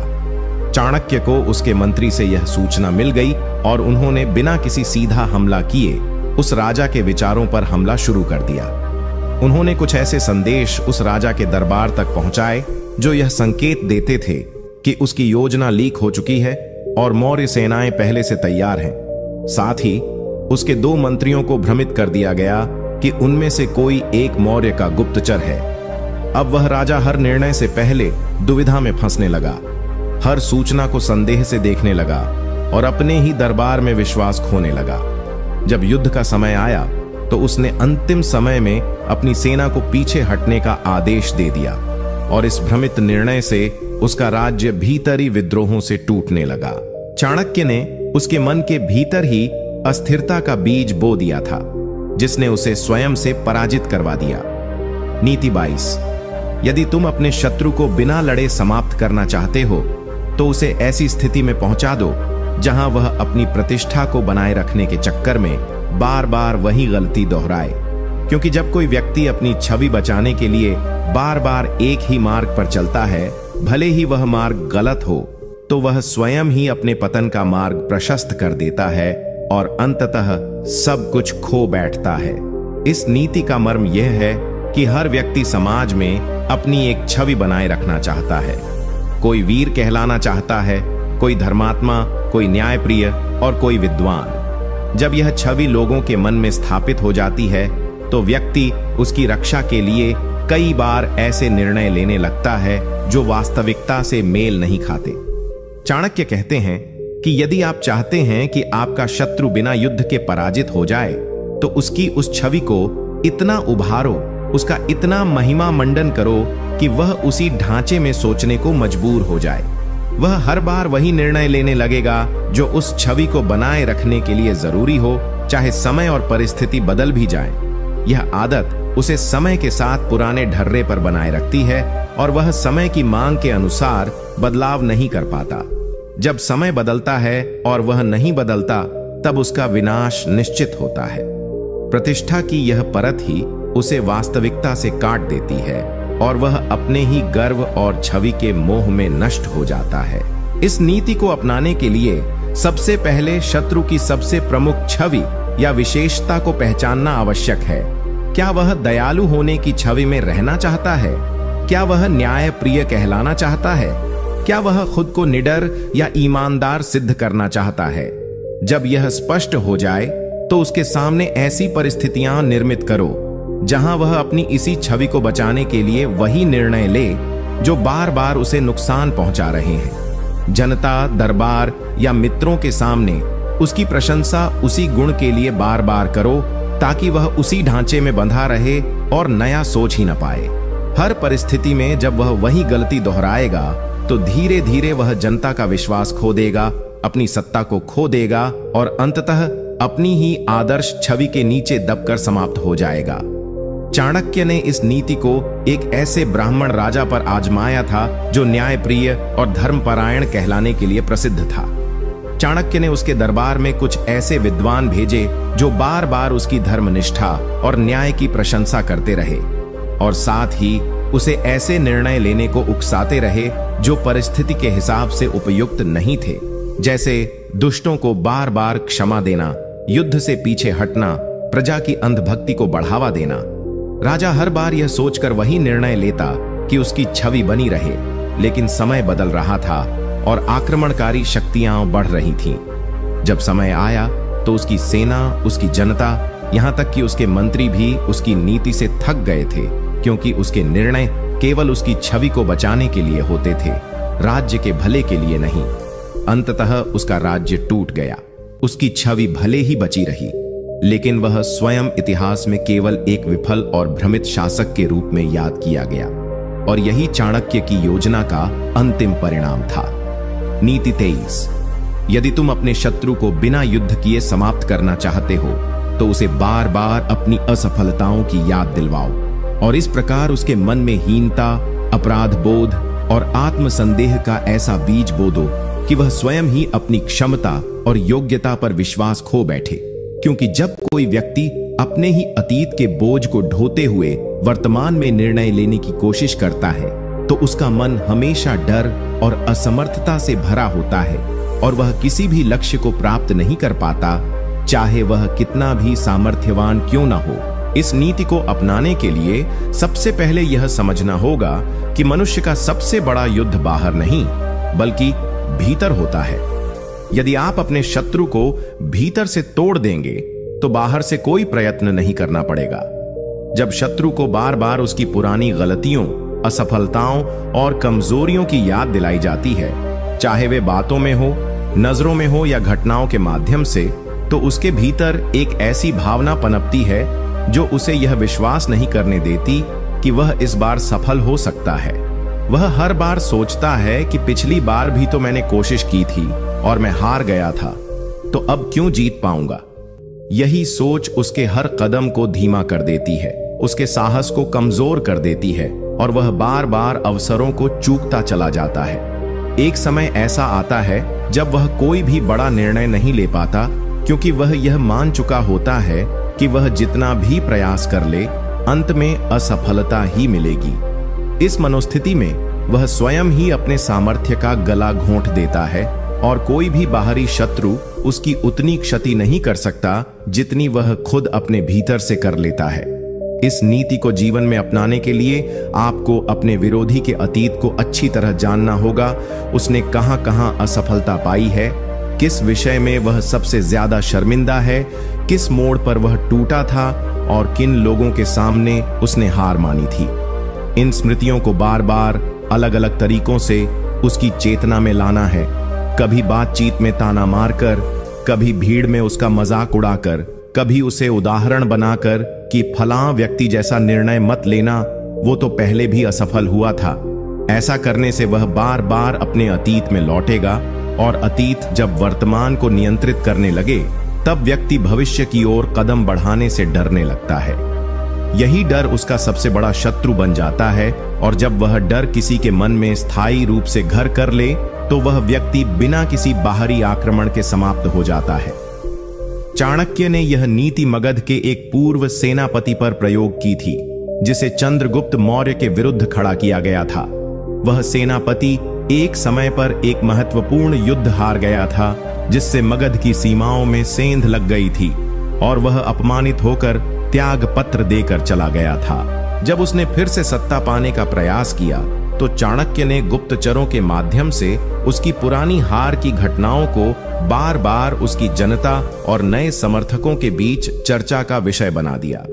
जब भी वह कोई निर्णय लेता, लोग उसे उसकी पुरानी हार की याद दिलाते, कहते, वो तो पहले भी ऐसे ही योजना बनाकर हार गया था, इसकी रणनीति पर विश्वास मत करो। यह सब सुन सुनकर वह भीतर से टूटने लगा। उसकी योजनाओं में आत्मविश्वास नहीं रहा, उसकी सेना भी आश्वस्त नहीं रही और अंततः एक दिन उसने अपने ही शिविर में आत्मसमर्पण कर दिया, क्योंकि वह मानसिक रूप से हार मान चुका था। चाणक्य ने केवल उसकी पुरानी असफलता को एक हथियार बनाकर उसका वर्तमान और भविष्य दोनों समाप्त कर दिए।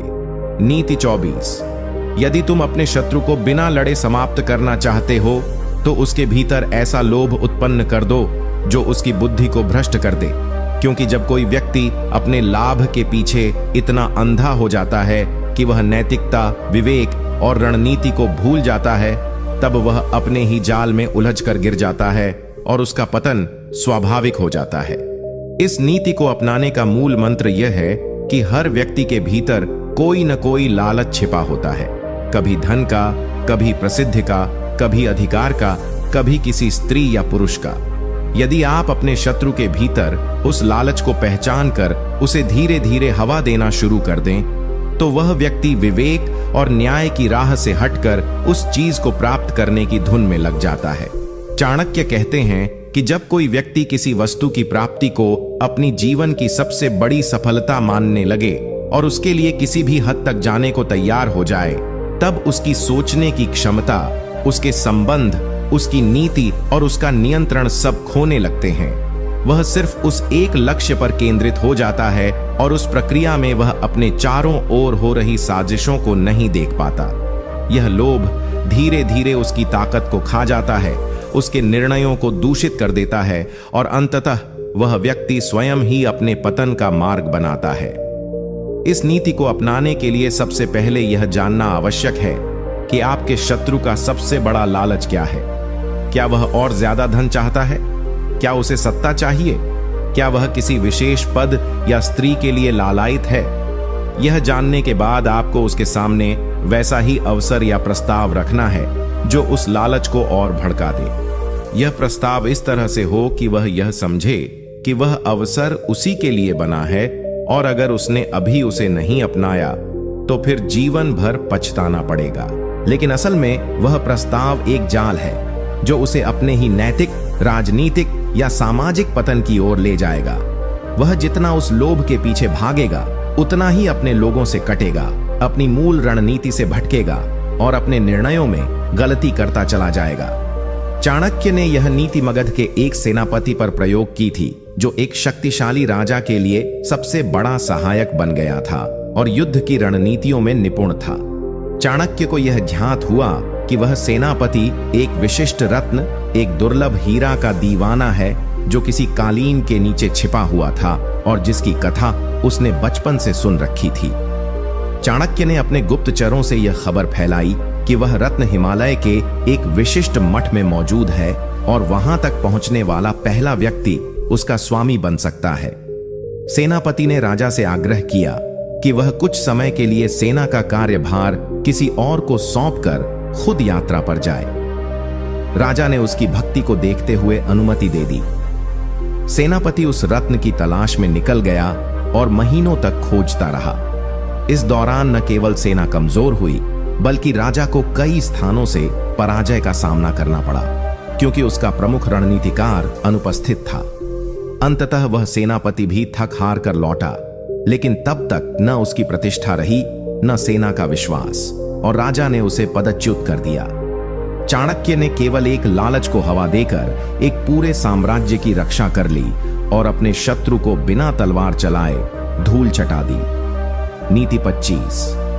यदि तुम अपने शत्रु को बिना युद्ध किए समाप्त करना चाहते हो तो उसे ऐसे भ्रम में डाल दो जहां वह अपने मित्र और शत्रु में अंतर न कर पाए, क्योंकि जब किसी व्यक्ति को यह स्पष्ट न हो कि उसके आसपास कौन उसका सच्चा सहयोगी है और कौन उसे नुकसान पहुंचाने वाला, तब वह किसी पर विश्वास नहीं कर पाता और जब विश्वास की नींव ही हिल जाए तब सत्ता, शक्ति और सामर्थ्य सब व्यर्थ हो जाते हैं और व्यक्ति अकेलेपन, डर और संदेह में घिरकर स्वयं को मिटा देता है।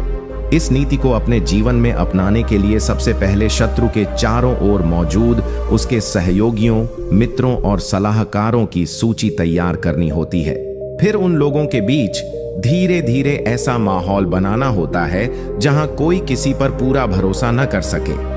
कभी किसी विश्वस्त मंत्री के माध्यम से शंका उत्पन्न कर दो कि वह दुश्मनों से मिला हुआ है। कभी कोई गुप्तचर बनाकर मित्र की वफादारी पर प्रश्न चिन्ह लगवा दो। और कभी शत्रु को झूठे प्रमाण दे दो कि उसकी गोपनीय बातें लीक हो रही हैं। लेकिन लीक करने वाला कौन है यह पता न चले। यह प्रक्रिया इतनी गहराई से होनी चाहिए कि शत्रु हर व्यक्ति को शक की नजरों से देखने लगे। जब ऐसा होता है तो वह सलाह लेना बंद कर देता है, कोई योजना किसी से साझा नहीं करता और निर्णय लेने में अकेला पड़ जाता है। यह अकेलापन ही उसके निर्णयों की सबसे बड़ी कमजोरी बन जाता है। जब व्यक्ति अपने भरोसेमंद साथियों पर भी भरोसा करना बंद कर दे तो वह धीरे धीरे न केवल मानसिक रूप से थक जाता है बल्कि उसके आसपास के लोग भी उसे छोड़ने लगते हैं, क्योंकि उन्हें लगता है कि उनका सम्मान, प्रेम और निष्ठा पर भी सवाल उठाए जा रहे हैं। अंततः शत्रु एक ऐसे शून्य में पहुंच जाता है जहां वह सब कुछ होते हुए भी अकेला होता है और उसका अंत शुरू हो जाता है। चाणक्य ने यह नीति नंद वंश के एक प्रमुख राजकुमार के विरुद्ध प्रयोग की थी, जो राज्य का उत्तराधिकारी घोषित किया गया था। चाणक्य को पता था कि वह राजकुमार बेहद कुशल, साहसी और तेज बुद्धि वाला है, लेकिन उसका सबसे बड़ा बल था उसके चारों ओर मौजूद निष्ठावान मंत्रियों और सेनापतियों का समूह। चाणक्य ने उसी समूह को लक्ष्य बनाया और उनके बीच संदेश वाहकों, झूठे पत्रों और गुप्त सूचनाओं के माध्यम से भ्रम फैलाना शुरू किया। एक मंत्री के नाम से दूसरा मंत्री बदनाम हुआ। एक सेनापति को यह कहकर भड़काया गया कि दूसरा उसकी पदवी लेना चाहता है। राजकुमार को धीरे धीरे यह लगने लगा कि उसके सबसे करीबी लोग उसके ही विरोधी हो सकते हैं। वह हर निर्णय अकेले लेने लगा, किसी पर भरोसा नहीं करता और हर किसी को जांचता परखता रहता। उसकी यही आदत उसे मानसिक रूप से थका चुकी थी और जब असली संकट आया तब कोई उसके साथ खड़ा नहीं हुआ, क्योंकि सब उससे कट चुके थे। उस युद्ध में न केवल उसकी पराजय हुई बल्कि वह कैद में चला गया और उसके बाद इतिहास से ही मिट गया। चाणक्य ने बिना तलवार चलाए उसके चारों ओर से उसकी नींव को ही उखाड़ दिया था। विश्वास की नींव। नीति 26।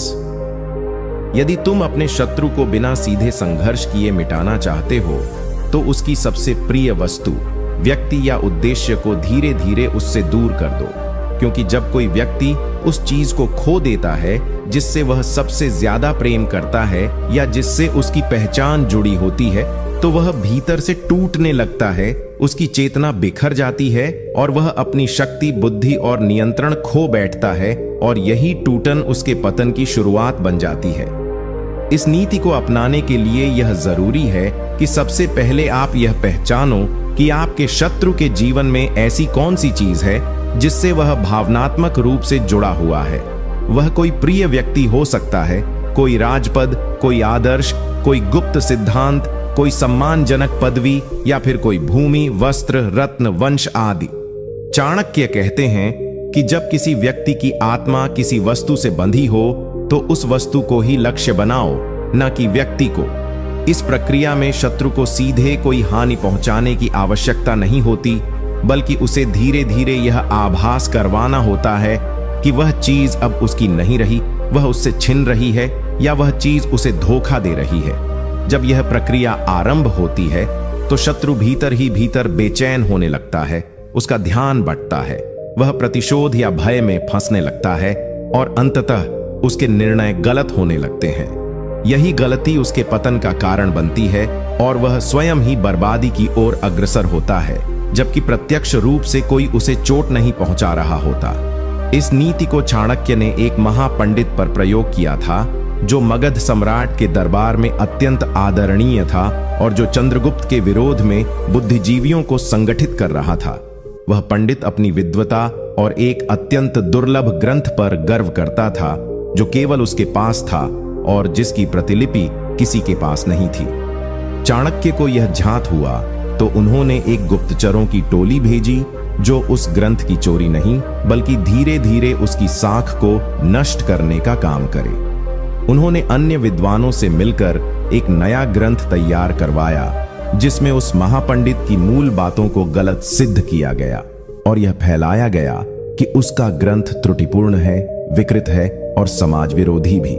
पंडित ने जब इसका खंडन करने की कोशिश की तो लोगों ने उसे गंभीरता से नहीं लिया। उसकी शिष्य मंडली भी छूट गई और उसका आत्मबल इतना गिर गया कि वह स्वयं ही राज्यसभा से निवृत्त हो गया और वन चला गया। चाणक्य ने उसका सबसे प्रिय विषय, उसकी विद्वता और उसका ग्रंथ को नष्ट नहीं किया, बल्कि उसकी प्रतिष्ठा को खत्म किया, और वही उसका विनाश बन गया। नीति 27।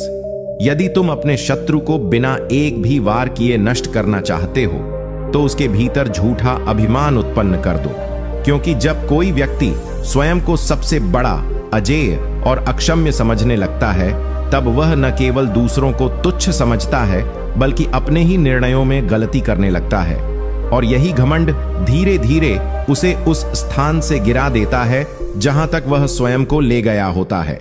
इस नीति को अपनाने के लिए तुम्हें सबसे पहले यह पहचानना होगा कि तुम्हारा शत्रु किस बात को लेकर सबसे अधिक गर्व करता है।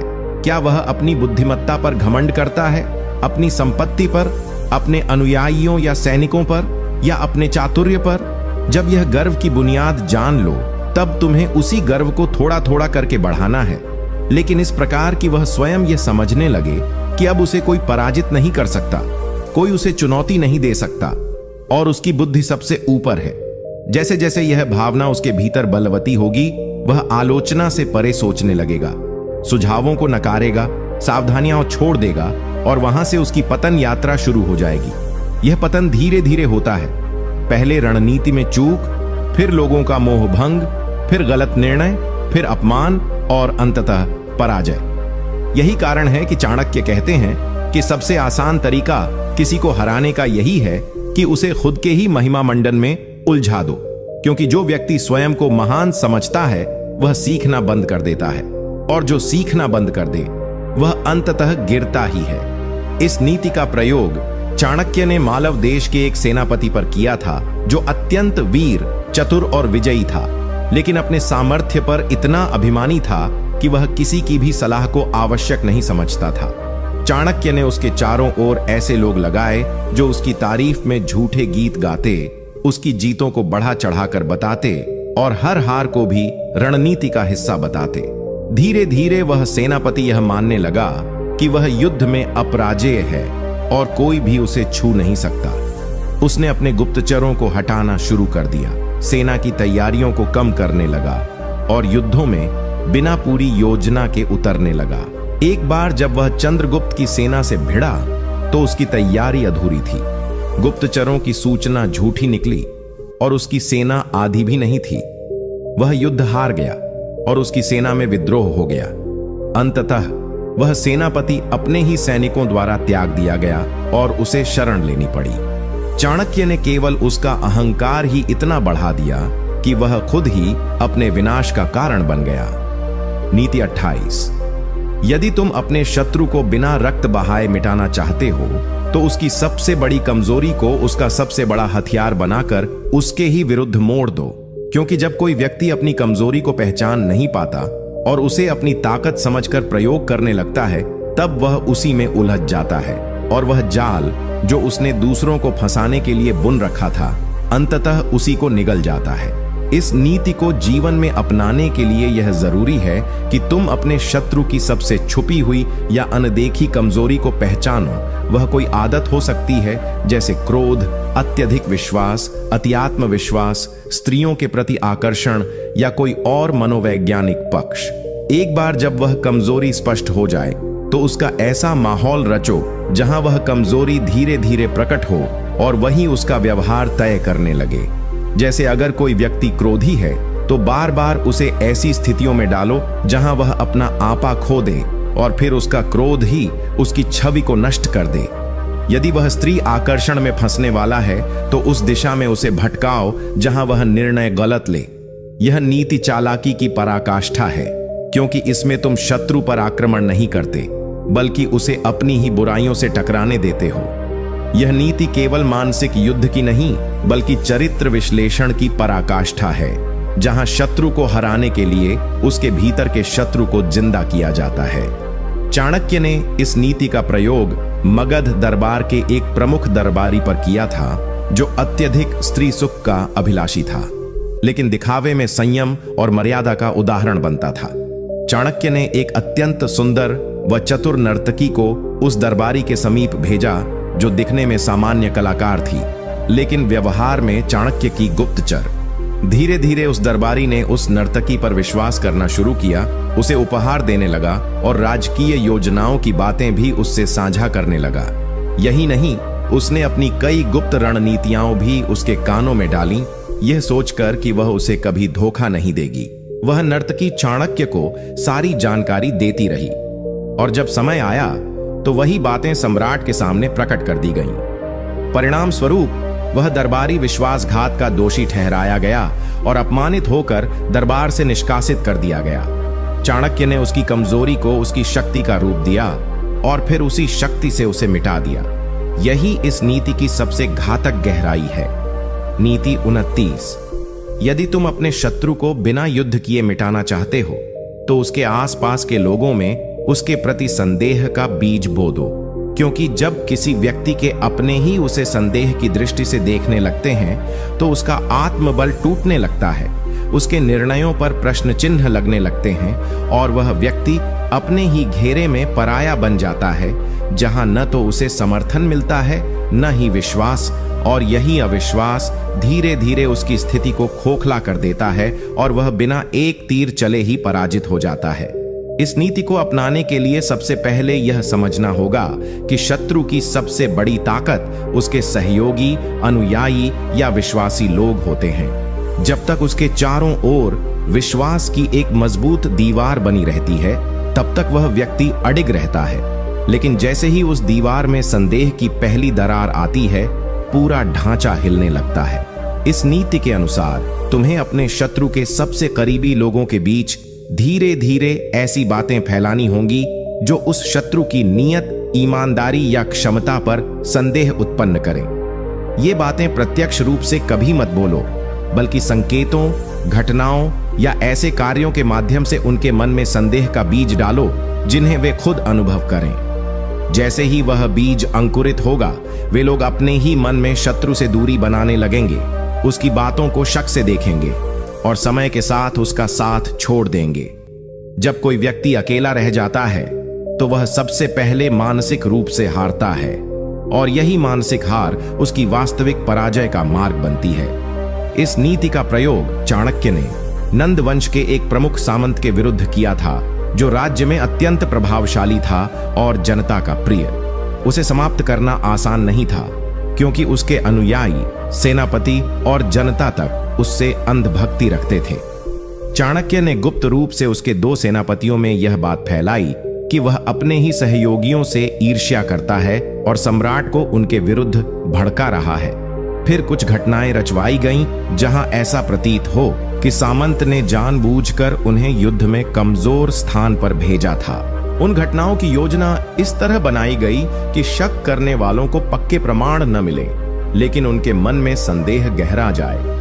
धीरे धीरे उसके अपने लोग ही उससे कटने लगे और जब वह किसी बड़े निर्णय में असफल हुआ तो उसके ही लोग उसके विरुद्ध हो गए और उसे हटाने की मांग करने लगे। अंततः वह सामंत पराजित हुआ और उसका प्रभाव शून्य हो गया। चाणक्य ने केवल संदेह की एक चिंगारी फेंकी थी, लेकिन वही चिंगारी उसके पूरे साम्राज्य को जला गई। नीति 30।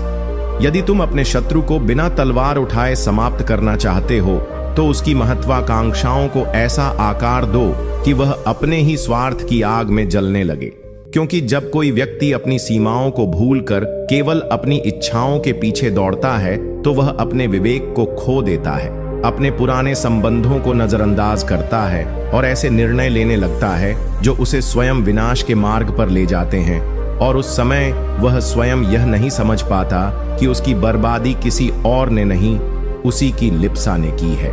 इस नीति को अपनाने के लिए तुम्हें सबसे पहले यह देखना होगा कि शत्रु की सबसे बड़ी लालसा क्या है। क्या वह सत्ता का लोभी है? क्या वह धन के लिए किसी भी सीमा को पार कर सकता है? क्या वह यश, प्रशंसा या और अधिक अधिकारों के पीछे पागल है? जब तुम यह समझ जाओ कि वह क्या चाहता है तो उसे वही दो, लेकिन इस तरह से कि वह अपनी मौजूदा स्थिति से असंतुष्ट हो जाए। धीरे धीरे उसके चारों ओर ऐसा वातावरण तैयार करो जहां उसे लगे कि वह और अधिक पा सकता है, और जो भी उसके रास्ते में खड़ा हो उसे हटाना चाहिए। जब वह अपनी ही स्थिति से असंतुष्ट हो जाएगा तो वह गलतियां करना शुरू करेगा। वह अपने शुभ चिंतकों को दूर करेगा, अपने पुराने भरोसेमंद साथियों से शंका करेगा और ऐसे लोगों पर विश्वास करेगा जो उसे और अधिक पाने का सपना दिखाएंगे, लेकिन वास्तव में उसे गर्त में धकेलेंगे। यही वह समय होता है जब शत्रु अपनी स्थिति खो देता है और तुम बिना किसी प्रत्यक्ष संघर्ष के विजयी हो जाते हो। इस नीति का सबसे प्रभावशाली प्रयोग चाणक्य ने अमात्य राक्षस के एक करीबी अधिकारी पर किया था, जो अत्यंत महत्वाकांक्षी था और अमात्य का सबसे बड़ा समर्थक भी। चाणक्य ने गुप्तचरों के माध्यम से उसके कान में यह बात डलवाई कि अमात्य उसे कभी आगे नहीं बढ़ने देगा, वह उसके मार्ग में स्वयं खड़ा है और यदि वह सत्ता चाहता है तो उसे खुद के लिए लड़ना होगा। फिर उस अधिकारी को झूठे अवसर दिखाए गए, नकली प्रस्ताव दिए गए और उसे ऐसा भ्रम दिया गया कि वह अमात्य से बेहतर पद का अधिकारी है। धीरे धीरे वह अमात्य के खिलाफ षड्यंत्र में शामिल हुआ, उसके आदेशों की अवहेलना करने लगा और अपने ही लोगों को भड़काने लगा। अंततः जब उसका षड्यंत्र उजागर हुआ तो अमात्य ने उसे दरबार से निकाल फेंका, लेकिन इससे पहले उसकी नीतियां अस्थिर हो चुकी थीं और चाणक्य ने उसी भ्रमित अधिकारी से सारी गुप्त जानकारी लेकर अमात्य के योजनाओं को विफल कर दिया। इस प्रकार चाणक्य ने एक व्यक्ति की लालसा को उसका सबसे बड़ा शत्रु बनाकर उसे बिना लड़े नष्ट कर दिया। नीति 31। शत्रु को समाप्त करने का सबसे प्रभावी मार्ग यह है कि उसे ऐसा भ्रम दे दो कि वह अपराजेय है और बार बार उसकी झूठी प्रशंसा करके उसके भीतर घमंड का ऐसा बीज बो दो जो धीरे धीरे विशाल वृक्ष बनकर उसकी बुद्धि को ढांक ले। क्योंकि जब कोई व्यक्ति यह मान लेता है कि वह हर परिस्थिति को नियंत्रित कर सकता है और कोई भी उसे हराने योग्य नहीं है, तब वह अपने ही विवेक और सावधानी से दूर हो जाता है और ऐसे अवसरों पर वह स्वयं अपने विनाश का द्वार खोल देता है, जहां न उसे शत्रु की चालें दिखाई देती हैं, न ही अपने गिरते हुए पांव की आहट, और अंततः वह आत्ममुग्धता के दलदल में फंसकर नष्ट हो जाता है। इस नीति को अपने जीवन में अपनाने के लिए यह समझना आवश्यक है कि किसी भी व्यक्ति की सबसे बड़ी कमजोरी उसका स्वयं पर अंधा विश्वास होता है, विशेषकर जब वह दूसरों से लगातार प्रशंसा पाता है। ऐसे में यदि तुम अपने शत्रु की बुद्धिमत्ता, योजना या ताकत की प्रशंसा बार बार करते हो और उसके हर निर्णय को सही ठहराते हुए उसकी नीतियों में त्रुटियां न होने का दिखावा करते हो, तो धीरे धीरे वह यह मानने लगता है कि वह वास्तव में सर्वोत्तम है। इस स्थिति में वह अपनी सुरक्षा कम कर देता है, अपने विरोधियों को तुच्छ समझने लगता है और अपनी ही योजना में लापरवाही करने लगता है। यह वह समय होता है जब तुम उसे सही दिशा में धकेलकर बिना लड़े उसकी गलतियों से उसे गिरा सकते हो। यह रणनीति मानसिक युद्ध का वह शिखर है जहां तुम्हें सामने से कुछ भी नहीं करना पड़ता, बल्कि केवल उसके मन को गुमराह करना होता है। चाणक्य ने यह नीति नंद वंश के शासनकाल में उनके एक सेनापति पर लागू की थी, जो लगातार युद्ध जीत रहा था और चाणक्य के लिए एक बड़ा खतरा बन चुका था। चाणक्य ने उसके गुप्तचरों को यह फैलाने का आदेश दिया कि वह सेनापति युद्ध कला में बेजोड़ है, उसका रणनीतिक विवेक अद्भुत है और उसे पराजित करना असंभव है। उसके आसपास के लोग जो पहले उसकी नीतियों की समीक्षा करते थे, अब बिना सोचे उसके हर निर्णय को मानने लगे। धीरे धीरे सेनापति में ऐसा अहंकार भर गया कि उसने बिना ठीक से योजना बनाए ही एक सीमावर्ती विद्रोह को दबाने के लिए सेना भेज दी। लेकिन वह विद्रोह वास्तव में चाणक्य द्वारा रचा गया जाल था। सेनापति ने वहां अपनी सारी शक्ति झोंक दी, लेकिन योजनाओं की कमी और अहंकार जनित गलत निर्णयों के कारण वह बुरी तरह पराजित हुआ और राज्य की प्रतिष्ठा को भारी क्षति पहुंची। अंततः सम्राट ने उसी अहंकारी सेनापति को हटाकर उसके स्थान पर एक नया अधिकारी नियुक्त किया और चाणक्य ने बिना सीधे टकराव के उस खतरे को समाप्त कर दिया। नीति 32। यदि तुम अपने शत्रु को बिना युद्ध किए समाप्त करना चाहते हो, तो उसे ऐसे कार्यों में उलझा दो जिनमें उसकी प्रतिष्ठा दांव पर लगी हो। उसे बार बार समाज में अपनी छवि बनाए रखने के लिए ऐसे निर्णय लेने को मजबूर करो जो बाहर से उसे शक्तिशाली दिखाए, लेकिन भीतर से उसकी जड़ें खोखली कर दें। क्योंकि जब कोई व्यक्ति केवल अपनी छवि बचाने में लग जाता है, तब वह वास्तविकता से दूर चला जाता है। और तब वह ऐसे मार्ग पर बढ़ता है जो उसे धीरे धीरे मानसिक, सामाजिक और रणनीतिक रूप से समाप्त कर देता है। उस समय उसे यह समझ ही नहीं आता कि वह लड़ नहीं रहा, बल्कि अपनी प्रतिष्ठा को बनाए रखने के मोह में हार रहा है। इस नीति को जीवन में अपनाने के लिए हमें यह समझना होगा कि सबसे मजबूत किला वही होता है जिसके द्वार भीतर से बंद हों।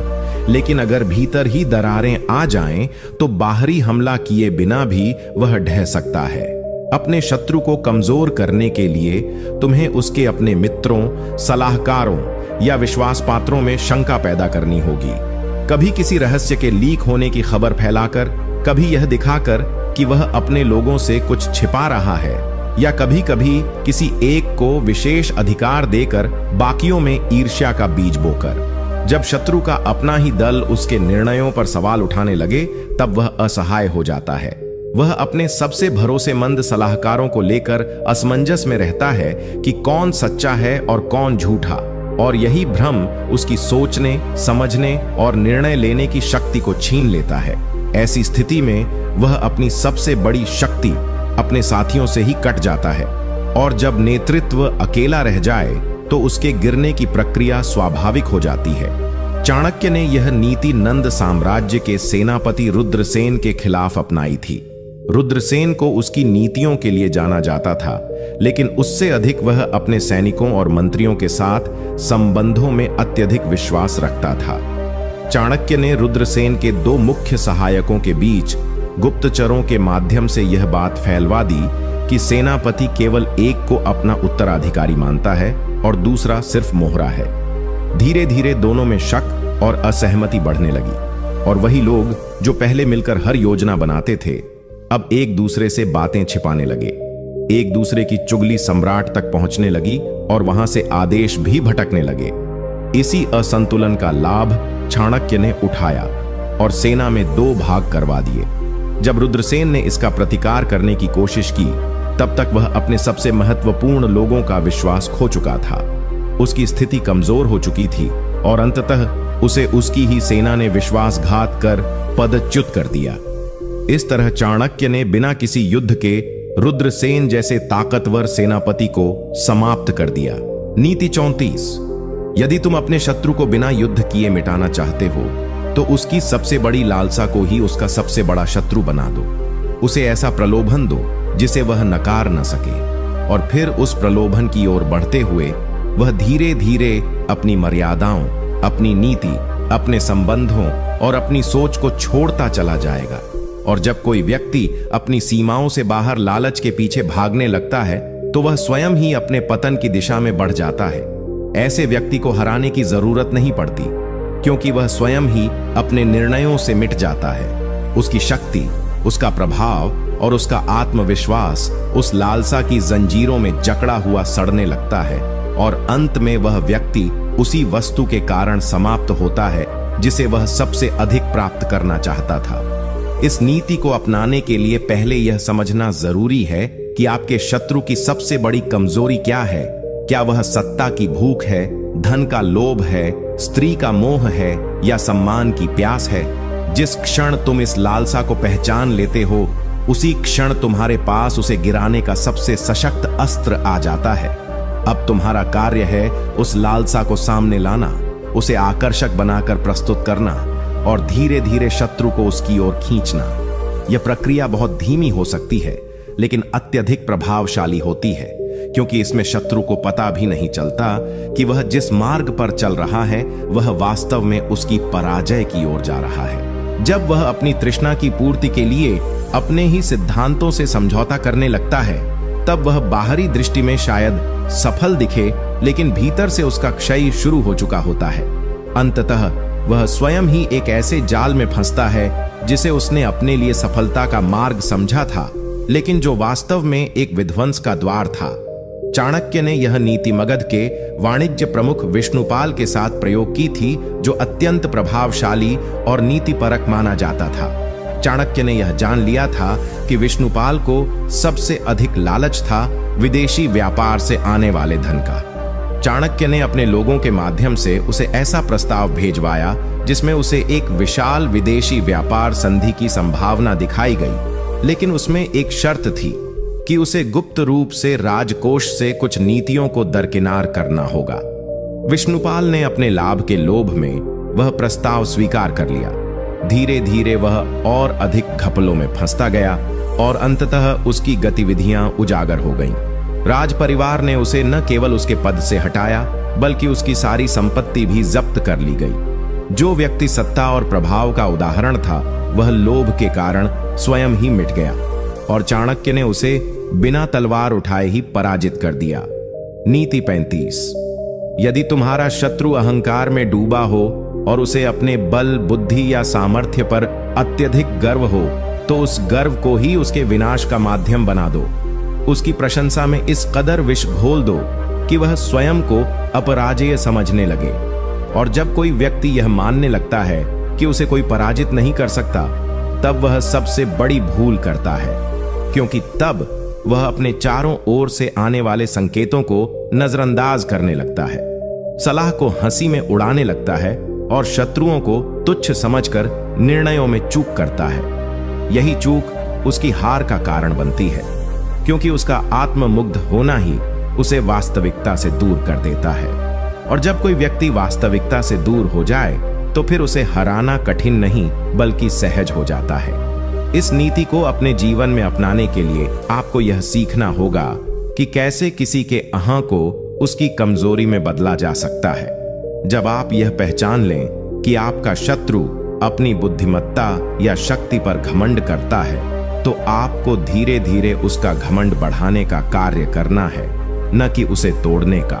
उसका सम्मान सार्वजनिक रूप से करना, उसके निर्णयों की अत्यधिक सराहना करना, उसे ऐसे लोगों से घेरना जो उसकी हां में हां मिलाएं, यह सब मिलकर उसे उस स्थिति में ले जाएगा जहां वह अपनी सीमाओं को भूलने लगेगा। वह अपने आप को इतना अधिक सर्वज्ञ मानने लगेगा कि दूसरों की बात सुनना बंद कर देगा और यहीं से उसकी हार शुरू होगी। आपके लिए उस समय उसका कोई भी निर्णय, कोई भी योजना उसके अहं के कारण त्रुटिपूर्ण हो जाएगी और आप बिना कोई सीधा संघर्ष किए केवल उसकी गलतियों का लाभ उठाकर उसे समाप्त कर सकते हैं। चाणक्य ने यह नीति उस समय अपनाई जब वह मगध के राजा धनानंद की नीति निर्माण प्रणाली को भीतर से तोड़ना चाहता था। धनानंद को अपने निर्णयों और प्रशासनिक ज्ञान पर अत्यधिक गर्व था। चाणक्य ने उसके दरबारियों के माध्यम से उसकी हर योजना की प्रशंसा करवानी शुरू की। धीरे धीरे धनानंद को लगने लगा कि उसकी हर योजना निष्कलंक है और वह किसी भी चुनौती का सामना कर सकता है। परिणाम स्वरूप उसने अपने सबसे अनुभवी मंत्रियों की सलाह को नजरअंदाज करना शुरू कर दिया और जो युद्ध नीति पहले सामूहिक सोच से बनती थी, वह अब केवल राजा के घमंड से निर्देशित होने लगी। इसी घमंड के कारण जब धनानंद ने तक्षशिला की ओर बिना तैयारी के आक्रमण का आदेश दिया, तो चाणक्य पहले से तैयार था और उसने छोटी सी सेना से ही उस विशाल आक्रमण को रोक दिया। पराजय के बाद भी धनानंद ने अपनी गलतियों को नहीं स्वीकारा और धीरे धीरे उसके अपने मंत्री भी उससे दूर होने लगे। अंततः वह अपने ही अहंकार के कारण सत्ता से गिर गया और चाणक्य ने बिना सीधे युद्ध किए एक घमंडी राजा को मिटा दिया। नीति 36। यदि शत्रु तुमसे सीधा टकराव नहीं कर रहा है लेकिन तुम्हारे विरुद्ध षड्यंत्र रच रहा है, तो उसे पराजित करने का सबसे प्रभावी तरीका यह है कि तुम उसकी योजनाओं की जानकारी उसी के माध्यम से निकालो जिस पर वह सबसे अधिक विश्वास करता है, और फिर उस पर सीधा वार नहीं करके उसकी पूरी सोच, उसकी रणनीति और उसके विश्वास को ही उसकी कमजोरी में बदल दो। उसे इस हद तक भ्रमित कर दो कि वह अपने ही करीबी लोगों पर शक करने लगे, और जब किसी को अपने ही लोगों पर भरोसा नहीं रह जाता तब वह भीतर से टूट जाता है। उसकी हर योजना कमजोर हो जाती है, क्योंकि योजनाएं अकेले नहीं बनाई जाती, विश्वास से बनाई जाती हैं, और यदि विश्वास ही टूट जाए तो साम्राज्य भी बिखर जाता है। इस नीति को अपनाने के लिए सबसे पहले आपको शत्रु की मनोस्थिति को समझना होगा।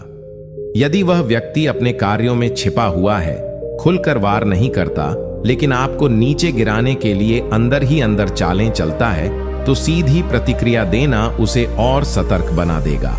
ऐसे में आप चुपचाप उसकी टीम या करीबी लोगों में से किसी ऐसे व्यक्ति को खोजिए जो या तो स्वार्थी हो या असंतुष्ट हो, और फिर उसे अपना साधन बनाइए। उसके माध्यम से शत्रु की योजनाओं को समय से पहले जानिए, और जब वह चाल चलने को तैयार हो तभी उसमें ऐसी दरार डाल दो कि उसकी पूरी टीम के बीच विश्वास समाप्त हो जाए। उसे यह महसूस हो कि उसकी हर योजना असफल हो रही है, क्योंकि उसका ही कोई विश्वास पात्र उसे धोखा दे रहा है। यही मानसिक तनाव उसकी सबसे बड़ी कमजोरी बन जाएगा, और वह न तो किसी से खुलकर बात कर पाएगा, न ही कोई ठोस निर्णय ले पाएगा। उस स्थिति में उसका पतन निश्चित हो जाता है और आपको युद्ध करने की आवश्यकता ही नहीं पड़ती।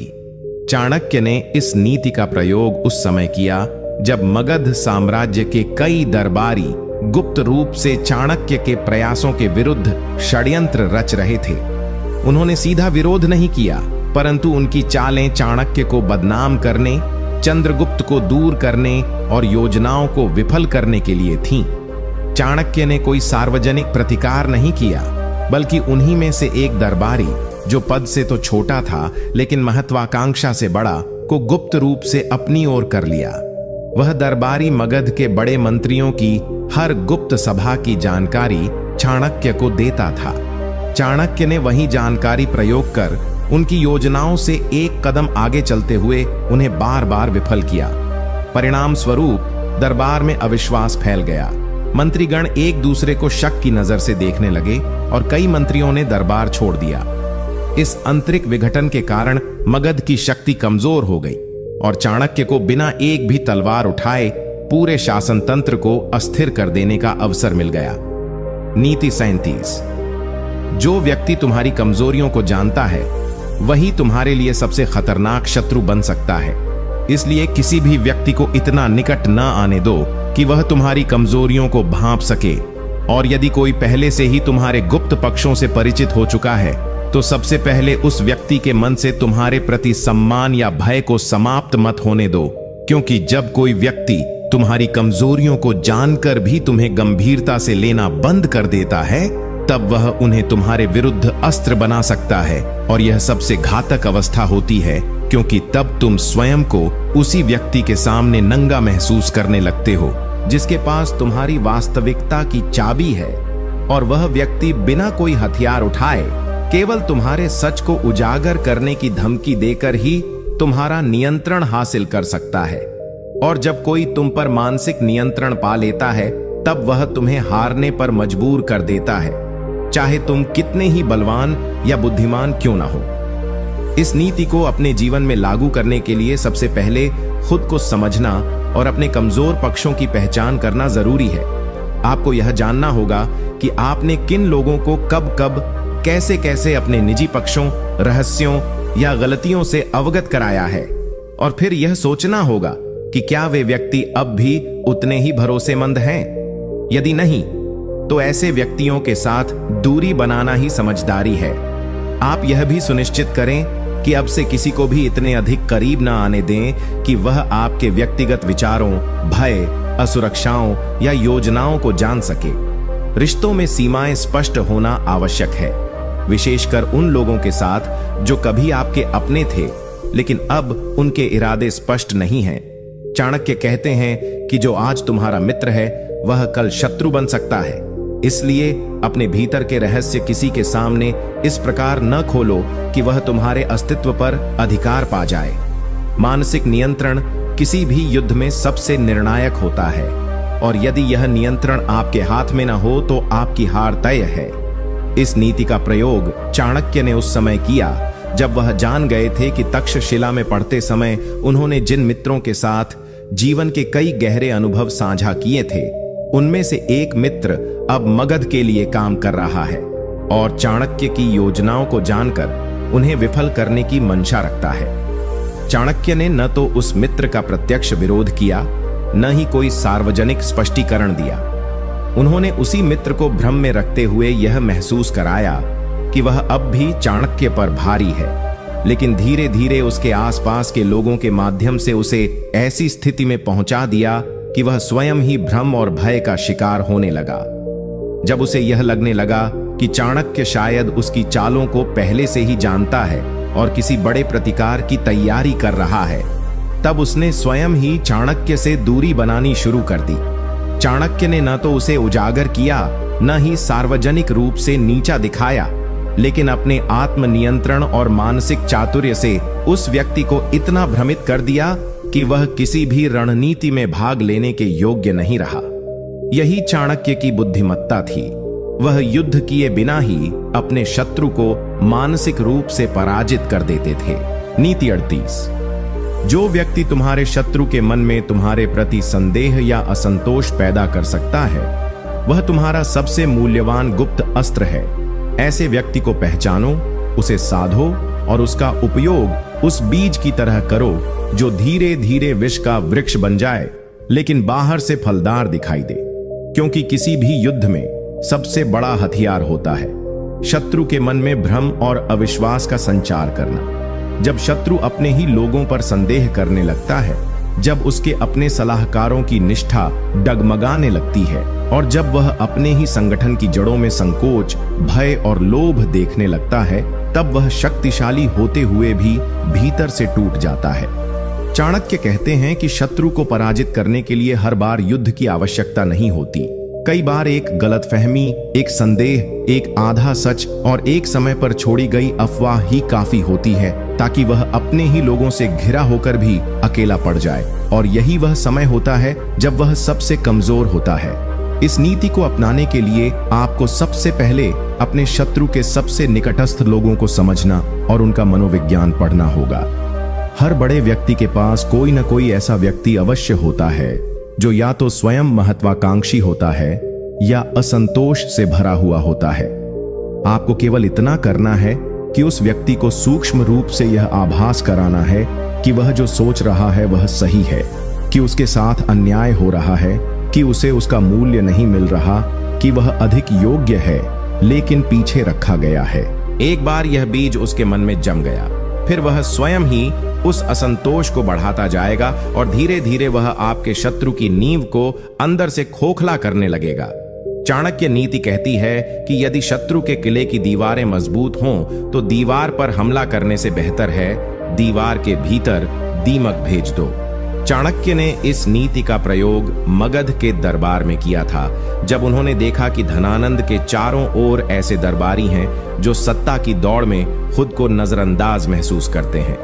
उन्होंने उनमें से एक को पहचान लिया, एक सेनापति जो अपनी योग्यता पर अभिमान करता था लेकिन धनानंद द्वारा बार बार नीचा दिखाया गया था। चाणक्य ने किसी सीधी बात के बजाय केवल एक सूत्र छोड़ा, अगर तुम्हारे जैसे वीर को धनानंद केवल दरबार में खड़ा रखे तो राज्य की रक्षा कौन करेगा। यह वाक्य उस सेनापति के मन में इस प्रकार गूंजा कि उसने स्वयं धनानंद के प्रति विद्रोह का बीज बो दिया। धीरे धीरे वह सेनापति चाणक्य का नहीं, अपने ही असंतोष का हथियार बन गया